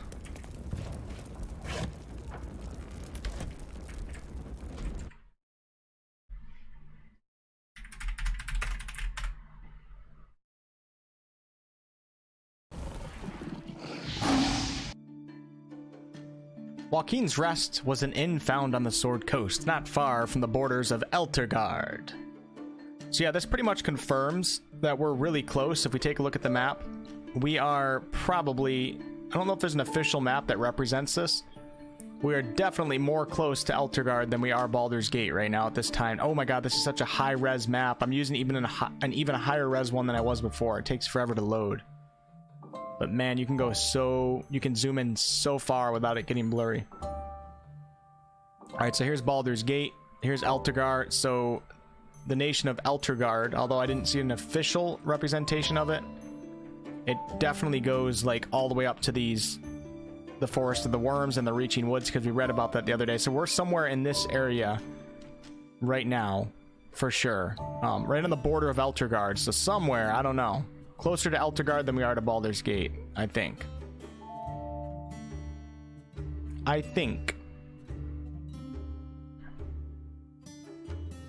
And the funny thing is, as we discovered yesterday, a lot of this lore getting added to the wiki is from Baldur's Gate. Because take a look here. Larian Studios, designed by Sven Vink, Baldur's Gate 3. The inn was situated on the north side of the Risen Road, some ways east of Moonrise Towers. Just beyond the inn was a network of caverns that extended far down underground. This subterranean hideaway served as a hideaway for the Zhentarim, which is where we're supposed to go to today, but I think we're running out of time. In the year of 3 ships sailing, 1492 Dial Reckoning, Grand Duke Alder Ravengard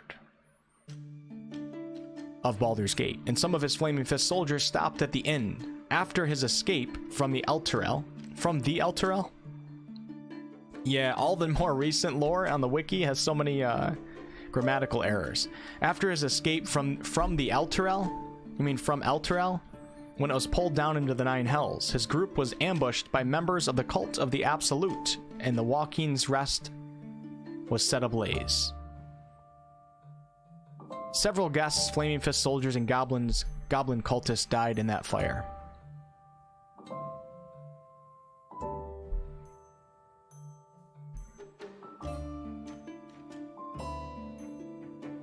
Okay.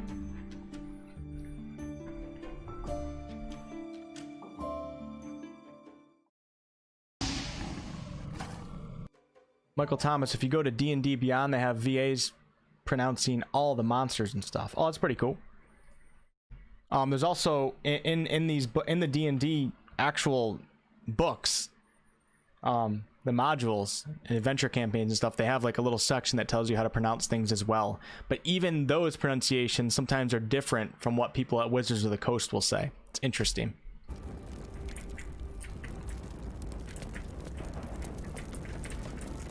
Keep talking to Shadowheart like that and no romance for you. It's true. Oh, hell yeah, we're gonna pick up food. We're gonna kill some enemies with some spicy sausages. How about that? Oh my god, we have an endless supply of sausage kills. An endless supply. Alright, so now we gotta get upstairs in this building, but the only way... Oh, don't go through the fire, though. Don't go through the fire. Be smart about it, Kylo. There we go.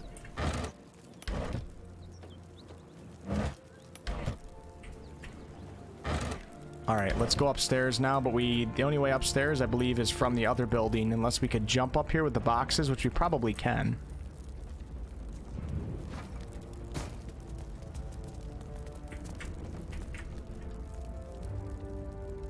Oh wow, that's one box. Okay, okay. Not enough strength. Can I not pick up a different box? Are you kidding me right now?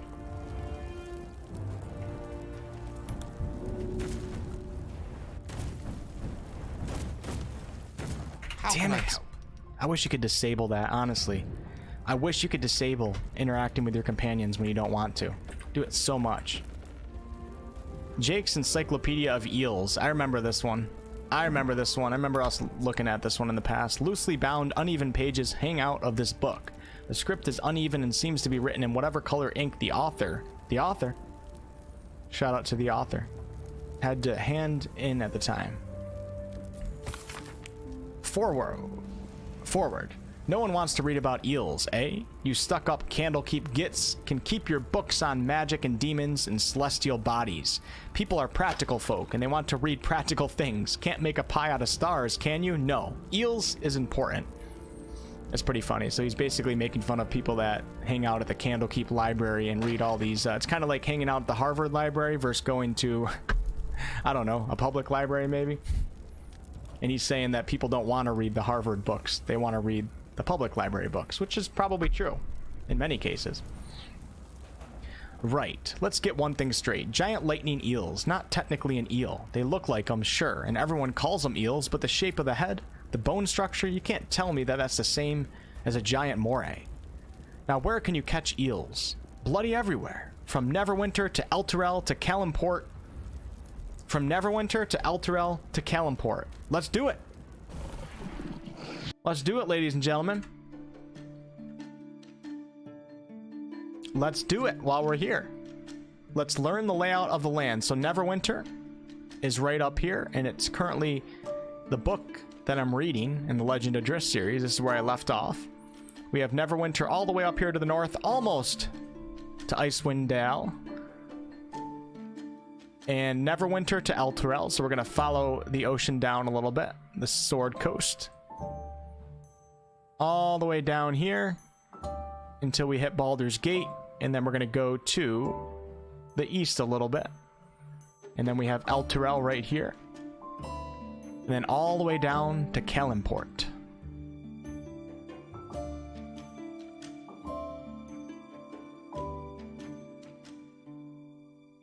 And here's Kalimport, the desert area. And I do remember reading a book. I know that Drist, maybe the Companions of the Hull, or maybe just Drist goes to Kalimport, and it's a pretty cool book. So yeah, so we have giant eels, guys, basically along the entire Sword Coast, and an inner Faerun as well. Not really important lore, but I like, you know, solidifying this into our heads, the locations of everything.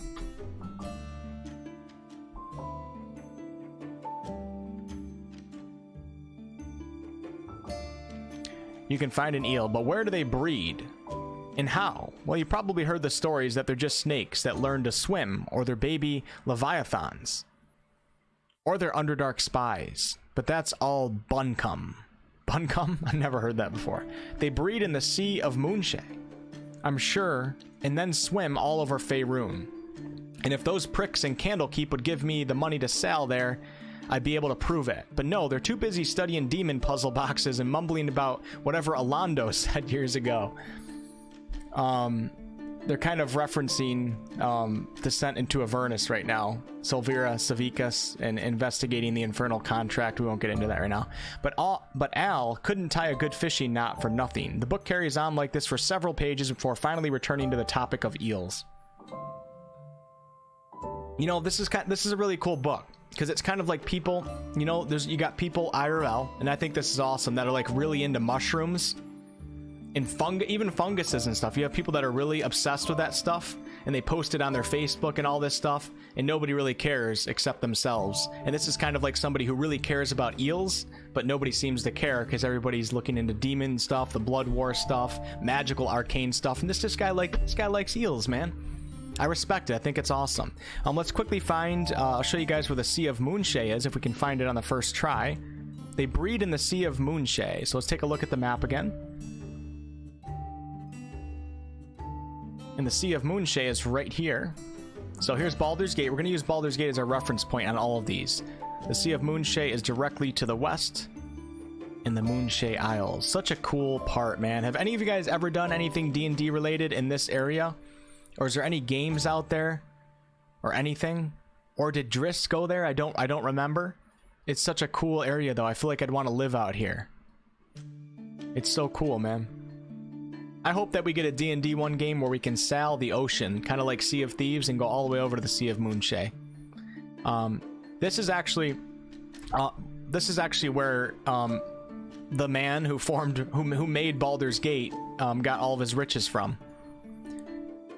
He sailed all the way to the Sea of Moonshay and then brought all the treasures back to Baldur's Gate, which was originally just actually a gate, and then the city of Baldur's Gate blossomed from that. Pretty cool. I love just the style of art that Sebastian did on this. It's just so appealing to the eye compared to other maps. Okay, let's get back into the game.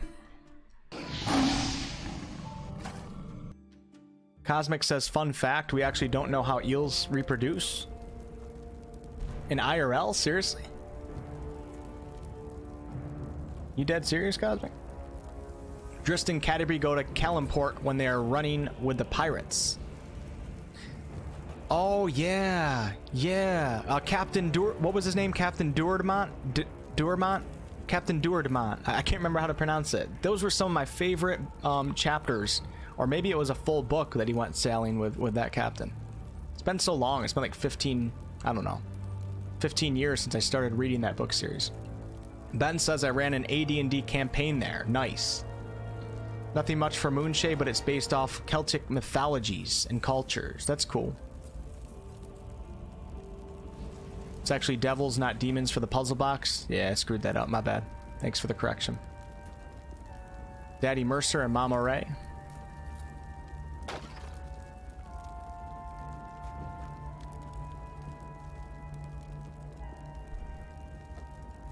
Nerd Immersion said we have 3 more video games coming out over the next 2 years. Awesome. Awesome.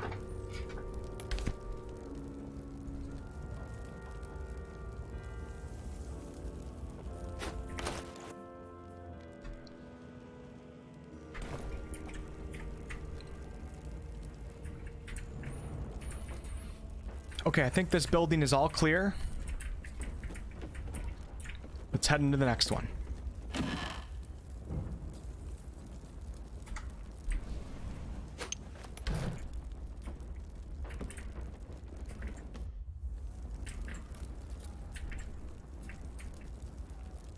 I'm trapped!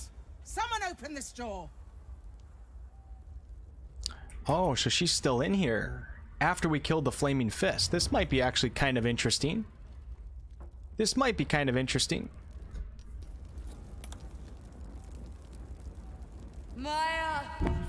Mitchie says I served the Flaming Fist. My bad, man. I just killed about 10 of your people.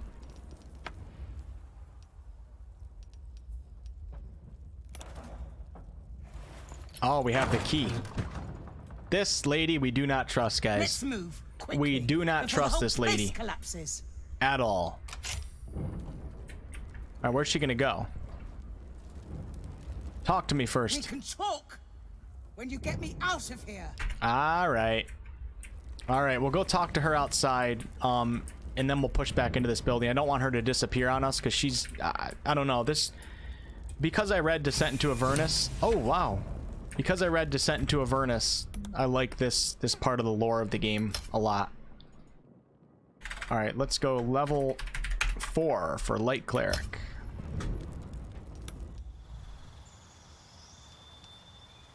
Alright, should we run a feat, guys? Should we run a feat? Technically, no. I should get Wisdom to 18. It's going to be a big help for so many spells. For heals, for Guiding Bolt. You know, when they have a more complete list of feats, we'll consider taking some. The only feat I've taken and actually wanted so far was Dual Wielder, just so we could wield some cooler weapons for dual wielding. Even though technically it's probably not necessarily worth it when you can take the +2 to strength or dexterity. Yeah, I can't wait to see a larger list of feats. Alright, we're going to go with ability score improvement. I'll do wisdom to 2. Simply because I'm not going to do anything funky with this character, because maybe I'll do like a light cleric guide at some point. I don't want my character to not represent what I'm talking about.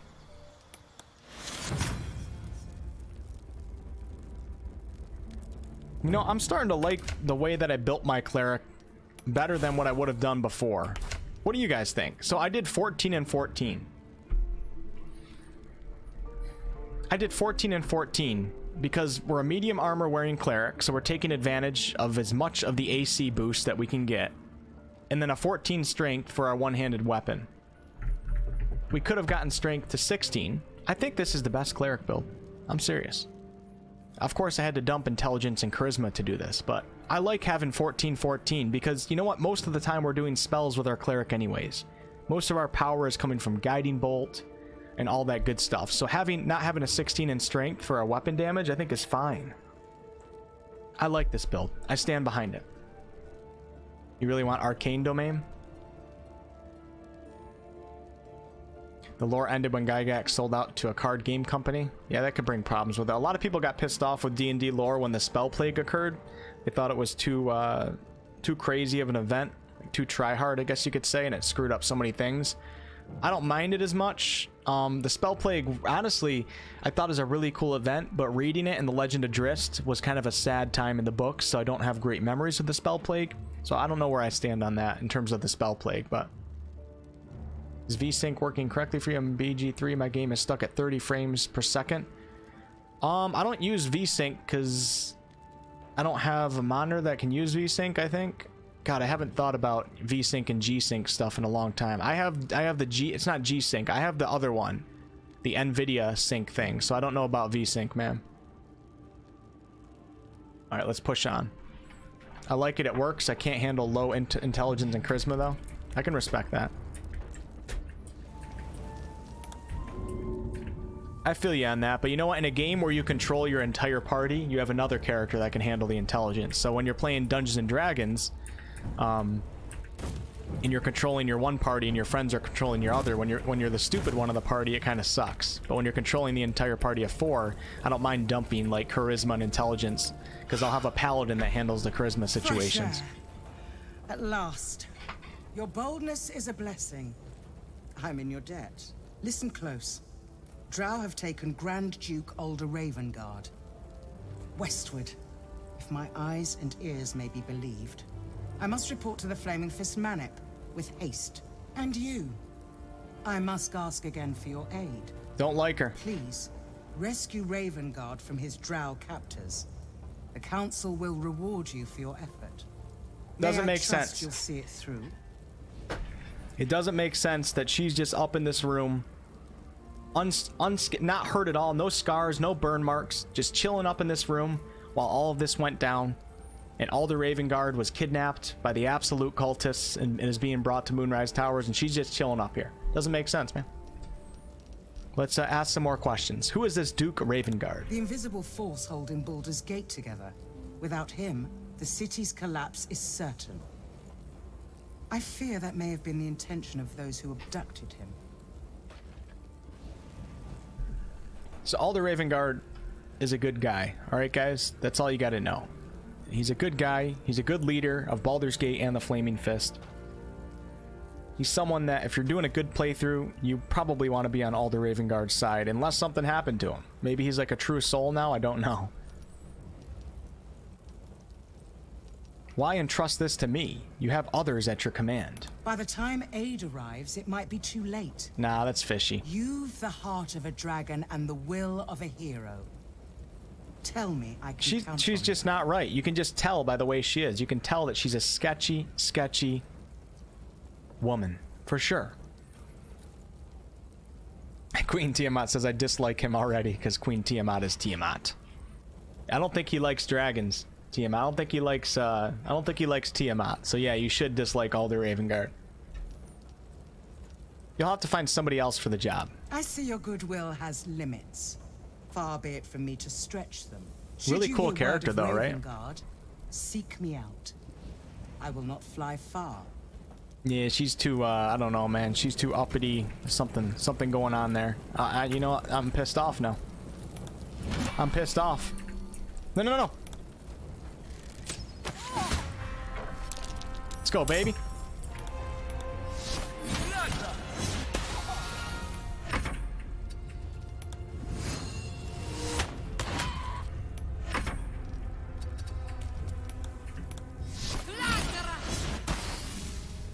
See ya. What?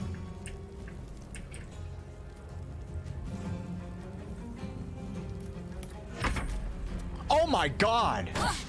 Oh no. This is a major problem. She's a lich. She's a damn lich. She can't be killed. Guys, I didn't save. Oh my god, I didn't save my progress. Oh, I did. I saved before level 4. Holy crap. Now, if you guys notice, if we throw the void bulb, everybody that's got like the little diamonds around them is going to be pulled into it, but if you throw it far enough out, you can catch just her. Nobody else. I might have to flee. Seriously. This might be a flee moment, guys. She cannot be killed. This is crazy.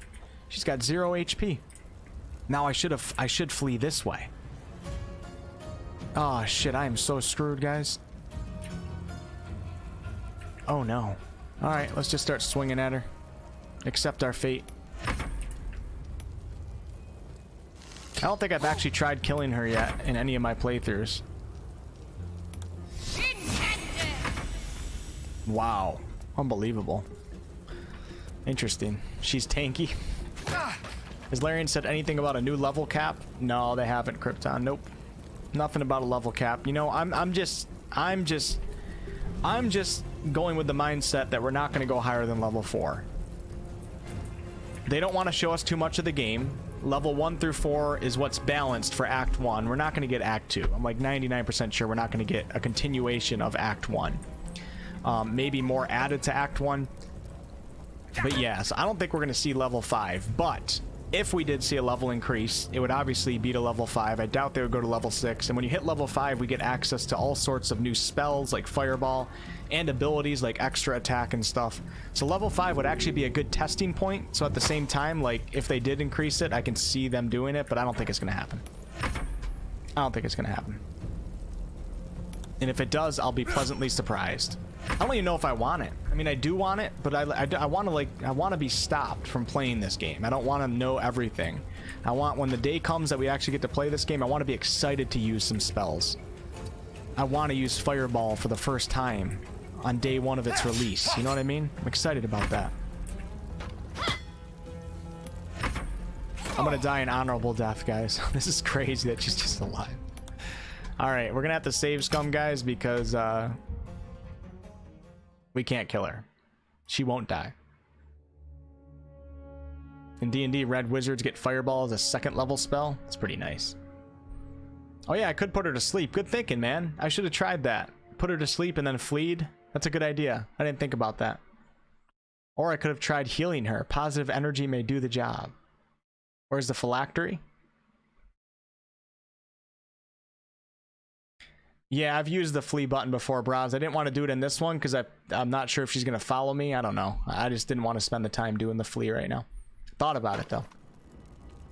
I have used the flee button before. It's usually when my party wipes and I can get one character out of there and then res back at camp. Wolf's evil gaming tendencies backfire at last, says Kendra. Zohaib says, Larian said that EA will never include more than level 4. So I've never heard them say that myself, but that's what Zohab says, so maybe that's correct. I'm not denying that. I haven't heard that myself, but it's possible. I just don't think they're going to include it. You got to keep a surprise, man.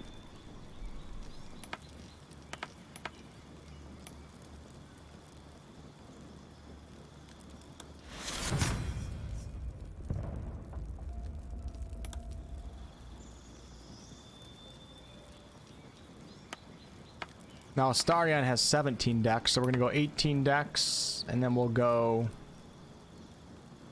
What do we want, wisdom or intelligence? I'll go intelligence with Astarion.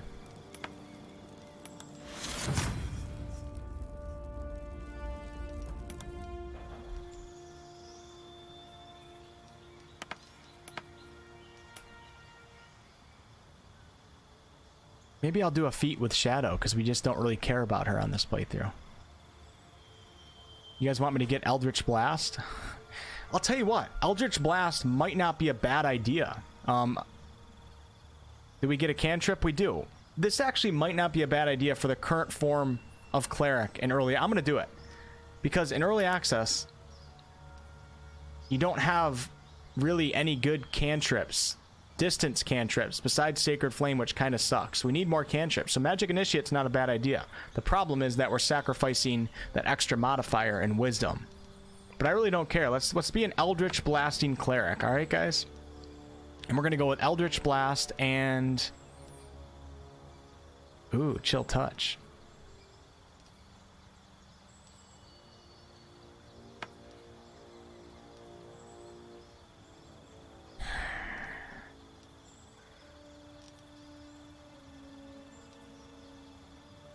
I'm just gonna take Blade Ward. I know people hate it.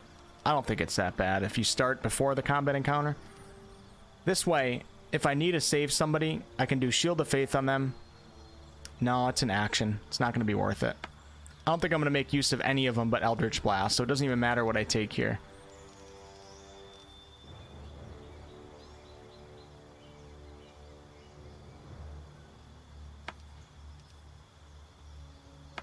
I'm going to take Blade Ward. People talk shit about it, but the fact that you can cast it before combat starts and then have 2 rounds, potentially 2 rounds of combat where you take half physical damage, it's pretty nice. There's so many spells and cantrips that you don't make use of in this game. The fact that you can cast this one and then at least maybe get some use out of it without having to do anything, without sacrificing a spell slot, I think it's pretty good. In terms of casting it in the middle of combat, yeah, not that good. And it lasts 2 turns in Baldur's Gate 3, so... We can do Hex. Oh my god. So I don't think I'm going to take Hex because... I don't think I'm going to take Hex because it takes concentration. Then I can't do Bless and stuff. But maybe we'll do... Oh, Hellish Rebuke. I'm going to take Arms of Hadar. Alright, let's do that. Nice up-close spell. I don't have many good ones.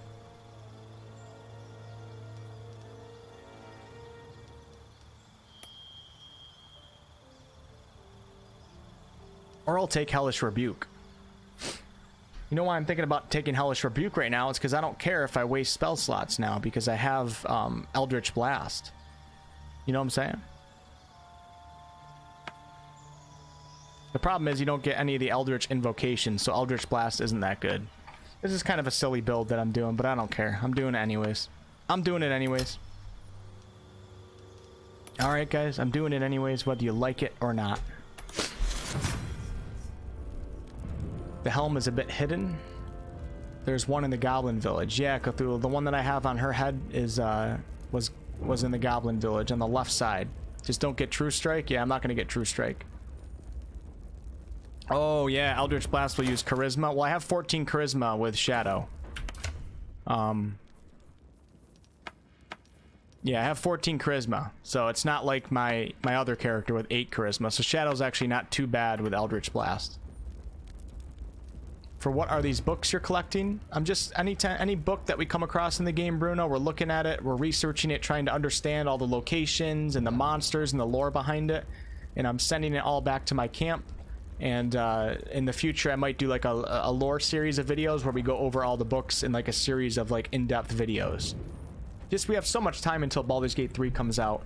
Wouldn't it be cool to understand every single book in early access, like truly understand it, and then when the game finally comes out, you're just so prepared for what's coming. You'll understand everything. You're not going to get confused. I like that. Daniel says, at one point I saw my character reach level 5 with experience, but obviously it was left at level 4, so there's enough content in Act 1 to be at level 5. Okay, I feel ya, but I feel like the monster, there might be enough content, but I feel like maybe not. You know, actually some of the encounters are actually quite hard in this game. I feel like level 5 might be OP for some of the encounters. So that's why I feel like that. Maybe there's enough content, but in terms of balancing, maybe it's too powerful. Having extra attack and all that stuff, I don't know. You were suspicious of her, but thought she was mortal. You think they'll add Bard in early access? I think so, eventually. Elves cannot be put to sleep? Yeah. Immune to sleep, probably.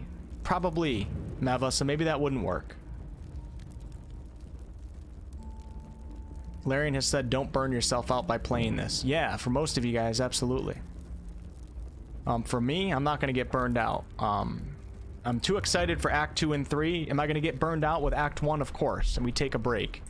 But regardless, even if I'm a little bored playing Act 1 when the game releases, Act 2 and 3, which is going to be another hundreds of hours of content, I'll be so pumped just to get to Act 2 that it doesn't even matter to me.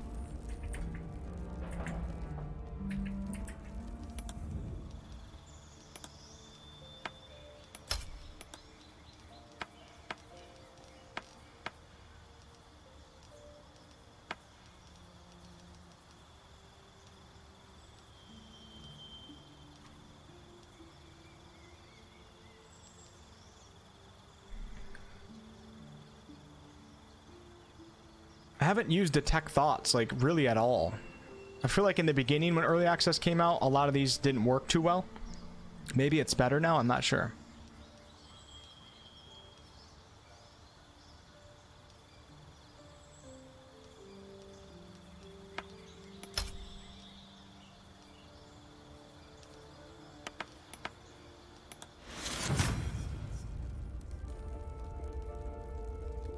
Well, elves don't actually sleep at all. So elves don't sleep and they get the racial features of immunity to sleep effects. I don't know specifically. I'd have to look at the actual features for the half-elf and the different types of elves. But I know that one of the racial features gives you immunity from sleep effects. Is it Fey Ancestry, maybe? I don't know off the top of my head. Alright, well, we already talked to her, so I don't even mind. We don't even have to go down there right now. Oh, wait, we went back a save point, so we have to save her again. I'll tell you what we'll do on this one. Oh, wait, did we? Okay, hold on, I'm confused. Alright, we leveled up after we saved her, so she is outside right now. Let's push on.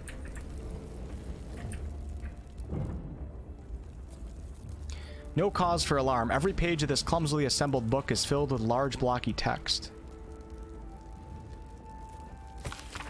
An illustration of a burning city introduces this book's frenzied summary of Elturgard's recent history. So we're talking about Elturel. People of the Sword Coast, there is no cause for alarm. You have no doubt heard of the harrowing events that befell the city of Elturel. An entire city dispatched to the hells. Perhaps you have also heard of the deranged gossip and rumors that a similar cataclysmic atrocity may befall the city of Baldur's Gate. It's true. So Baldur's Gate is really scared that they're going to go through what Elturel went and be pulled into the Nine Hells. Have no fear, the so-called holy city of Elturel has in fact long been a foul pit of devil worshippers. From the ruling class to the common folk, the citizens were all touched by the infernal. Whether it was in their blood from birth or they were seduced by its power, they were evil to their core. Some dangerous talk here. Elturel invited its own doom. Baldur's Gate is far from perfect, but anyone who believes the rot runs as deep as in Elturel is either mad or Elturgardian propagandist. The Fists will defend our city. with their very lives, if they must, and I promise you that no infernal conspiracy infects the minds and souls of our noble dukes and patriarchs. So this is interesting because everybody's fleeing Elturel right now and trying to take refuge in Baldur's Gate. But you have a bunch of people in Baldur's Gate, including the Flaming Fist at large, which is the mercenary group that protects Baldur's Gate. The police force in Baldur's Gate, I guess you could say, in the lower city, that doesn't want the Elturel citizens to come to their city. Especially the Hellriders, which is Elturel's version of the Flaming Fist, I guess you could say. So there's gonna be a lot of drama when we get to Baldur's Gate. A lot. A history of contempt. Have we already forgotten that before this latest madness, Elturel was infested with the undead? This is true. This is true. Should we forget the aggressive expansion of Elturgard? They have never been our friends. Vigilance will protect us. Do not be alarmed. So yeah, before Elturel was taken into Avernus, there was a vampire lord that was trying to take over the city, and the city was struggling because of that. A lot of undead everywhere, and then basically someone made a deal with Zariel, the archdevil, to have a golden globe pop above the sky called the Companion. A bunch of light went out across the land, all the undead dispersed, and then later on, the whole city gets taken into the Nine Hells. It was all for nothing. Actually, it's probably worse. They would have been better off just dealing with the undead than actually doing what happened and having to go to Avernus. Should we forget the aggressive expansion of Elturgard? So Elturgard and the city of Elturel are just trying to expand. They keep trying to take over more and more areas and push their power further and further with taxation and stuff like that. And we read that in some of the books actually back at the Blighted Village.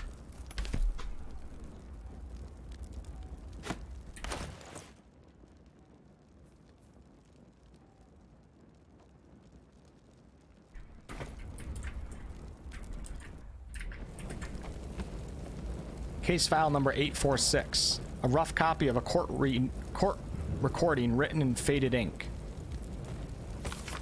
Baldur's Gate vs. Flynn Silver. Case for prosecution. Master Silver did, with forethought and without malice, kill William Lister and Simon Simi Trent at their home as part of an ungodly ritual to honor the dead three, or one of the dead three, the gods of Baneball or Merkel. Case for defense. I don't know nothing about any gods. All I know is Bill and Simi were trying to cut me off of our deal, and they got what they had coming. But those symbols and stuff and how their guts were arranged, I don't know nothing. Verdict, guilty. Sentence, death. Commuted to banishment so as to not anger higher powers. I kind of believe the guy. That's a pretty cool book. We could talk about the Dead 3 at some point in the future. Oh, there's so many books in this place, and this is like I don't think I searched this stuff in the past.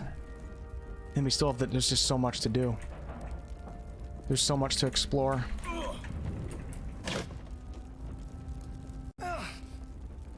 Sleep immune and charm resist. Okay, thanks, Richard. Thanks for reminding. Will your first full playthrough be a Let's Play series? You know, I haven't thought about that, Zara. I don't do Let's Plays on the channel yet because I always felt like it was just not good content, even though it is requested and people want Let's Plays. Oh my god, get out of here. What are you guys doing? I guess it's my fault. Let's take a quick nap. I never did Let's Plays in the past, first of all, because it's easy content. So all you do is play the game and then you upload your playthrough. So it's not good for a YouTuber that's trying to grow, because nobody wants to see your gameplay when you're a newer YouTuber. But now that the channel's growing a little bit, I feel like a Let's Play series might be a good idea. I just don't know how I feel about it yet, so possibly. Possibly. BG3 is just Descent into Avernus? No, it's the aftermath of Descent into Avernus for Torian. You ever play any of the Wasteland series? I have not. A lot of people say good things about it though, Michael. There's not many detect thought opportunities. That's what I thought. Oh, you can do one on Kaga? Okay. Any ETA on Act 2, JW? Probably never, man. You'll probably be getting Act 2 when the game releases in late 2022. If we're lucky, maybe 2023. Mitchie says, big Faerun Lord nerd here, so this is so wholesome. Thanks. Hey, thanks, Mitchie. I'm happy that you guys like hanging out for these types of streams. I know they don't suit everybody's interests, but they're kind of slow. They're kind of slow streams, you know what I mean? But if I wasn't doing this, I probably wouldn't be even playing Baldur's Gate right now. This is something new for us to do. No, stop. Don't run through that, Kylo. God, you guys are really pissing me off. Let's go to camp. They done pissed me off. They done pissed me off. I'm using a 2070 Super, and it works pretty good for Baldur's Gate 3 for streaming and playing the game in the highest quality. I'd like to get a 3000 series, but it's impossible. It's freaking impossible, man.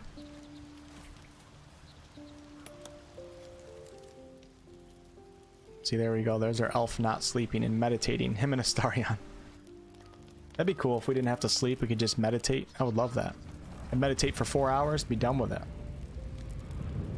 Thanks, Fun Bro. Appreciate that, man. Oh my god. You guys should unsub after all these fire incidences right here. Guys, get out of the fire. Oh my god, the pathing. The freaking pathing pisses me off sometimes. It really does. I hope that gets touched upon. I'm sure it will improve over the course of early access. I'm sure. Just because this fire is pissing me off. There you go. Alright. Never run through it again. Uh-oh, we got a prayer right here.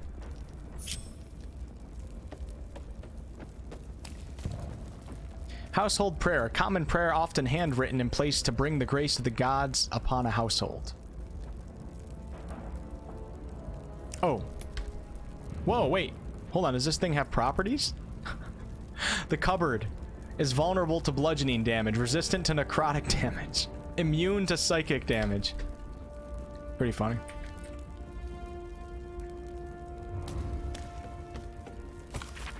Lathander to light, Saluna to guide, Kelemvor to judge and passage provide.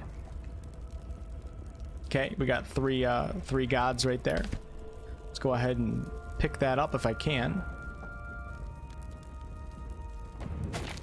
Send that to camp.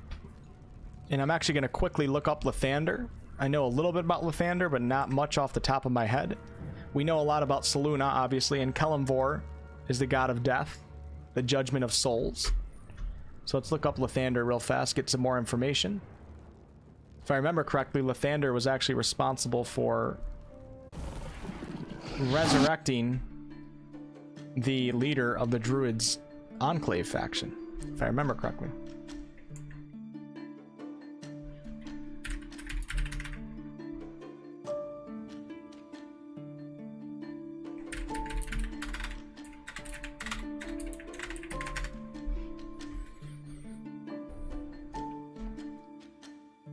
Lathander, pronounced La. I love when, maybe it's just me in lack of knowledge, but I love when we're told how to pronounce things and they do things like this. What the hell does that mean? What is that? That doesn't help me. And I feel like it might be a lack of knowledge of understanding what they're trying to do here, but I would prefer it to just look like simple English for the pronunciation. Lathander, whose title was the Morning Lord, was a deity of creativity, dawn, renewal, birth, athletics, spring, self-protection, vitality, and youth. Alright, so creativity, dawn, renewal, birth, athletics, spring. There's so much to these gods. He favored those who dispelled the undead and blessed those who planted new life. He's a very good god. Lathander was also the god called upon to bless birth and fertility. Okay, this is how we remember him. I remember talking about that before. Some saw him as the neutral good aspect of Amanantor, and we read about him last time, but since we're here, let's do it again. The Netherese solar deity of order, the sun, law, and time. He was viewed as a harsh but fair deity, revered by many rulers, soldiers, and powerful wizards in ancient Netheril. And this is, once again, the god that some people believed was the same as Lathander, but now I guess the lore says that they are two separate beings, or deities. Oh, speaking of that, the next line. Some saw him as the neutral good aspect of Amanantor, but the two were considered separate deities again after the Second Sundering, which is the revival of many of the gods in Faerun. The Morning Lord, the god of birth and fertility. I think we must have looked him up on a stream recently, but we're doing it again. Anything in the 15th century? It doesn't look like it. Okay, that's all. That's all we need. We don't need to go too deep into that.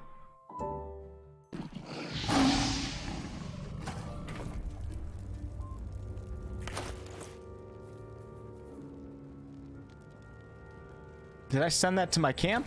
Because I don't see it. Did I send that to my camp? I don't know. Let's do a quick save point, though. Oh, we don't need to. We're at level 4. All I did was pick up 2 books, so we don't need a save point. I don't want to do too many save points just because I reference these save points for things. And what the hell is this doing on my screen? Get out of here. Great, now we're glitched. Now we're freaking glitched. Alright, into the next room.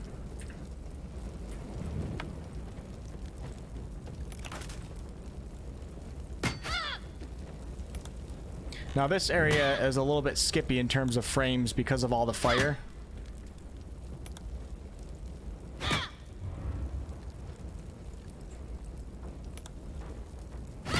About the thunder wave, this thing. Where's Lae'zel when you need Lae'zel with her great sword? Or a big maul?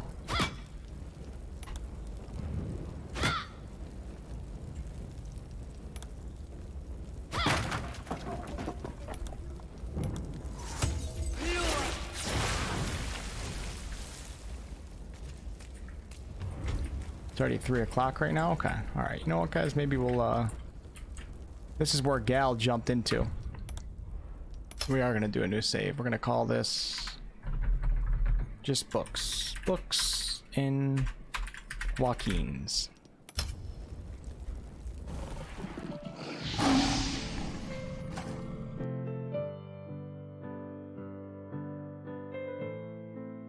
Alright guys, like I said, I gotta cut the stream a little bit short today. I want to try to get a video, a Baldur's Gate 3 discussion video out by the weekend. Before the weekend begins. That's my goal right now, so I want to spend the rest of the day trying to work on that. Don't want to wear out my voice too much. All this lore talk, a lot of reading, you know what I mean? Kobe, have a great day. Francesco, the pronunciation is Italian style. What you need to spell. Nebulae. Thane.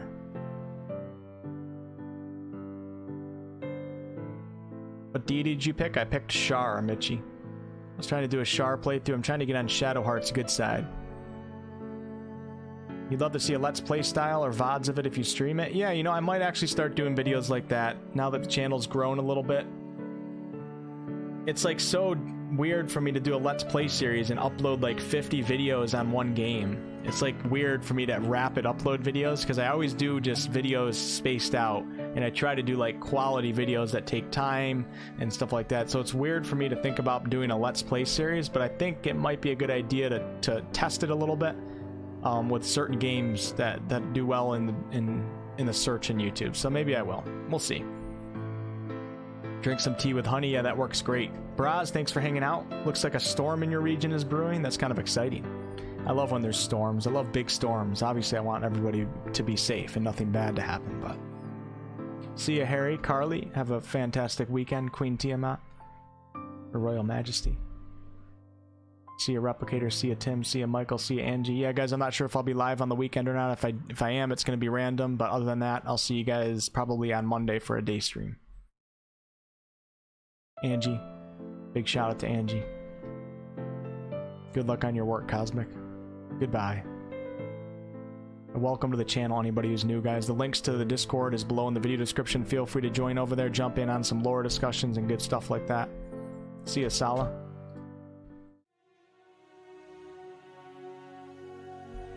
I'm thinking we need a new ending song. I've been using this one too much.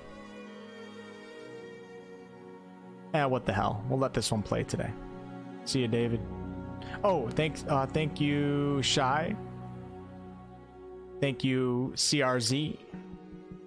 Thank you, Michael Scholar. And big shout out to Kit, of course. And Michael Pekarik. Thank you guys. And Harry. Holy shit. Thank you guys for the donation. Goodbye. Alright, I'll leave the song for now, Zara, just for you. See ya, Fate.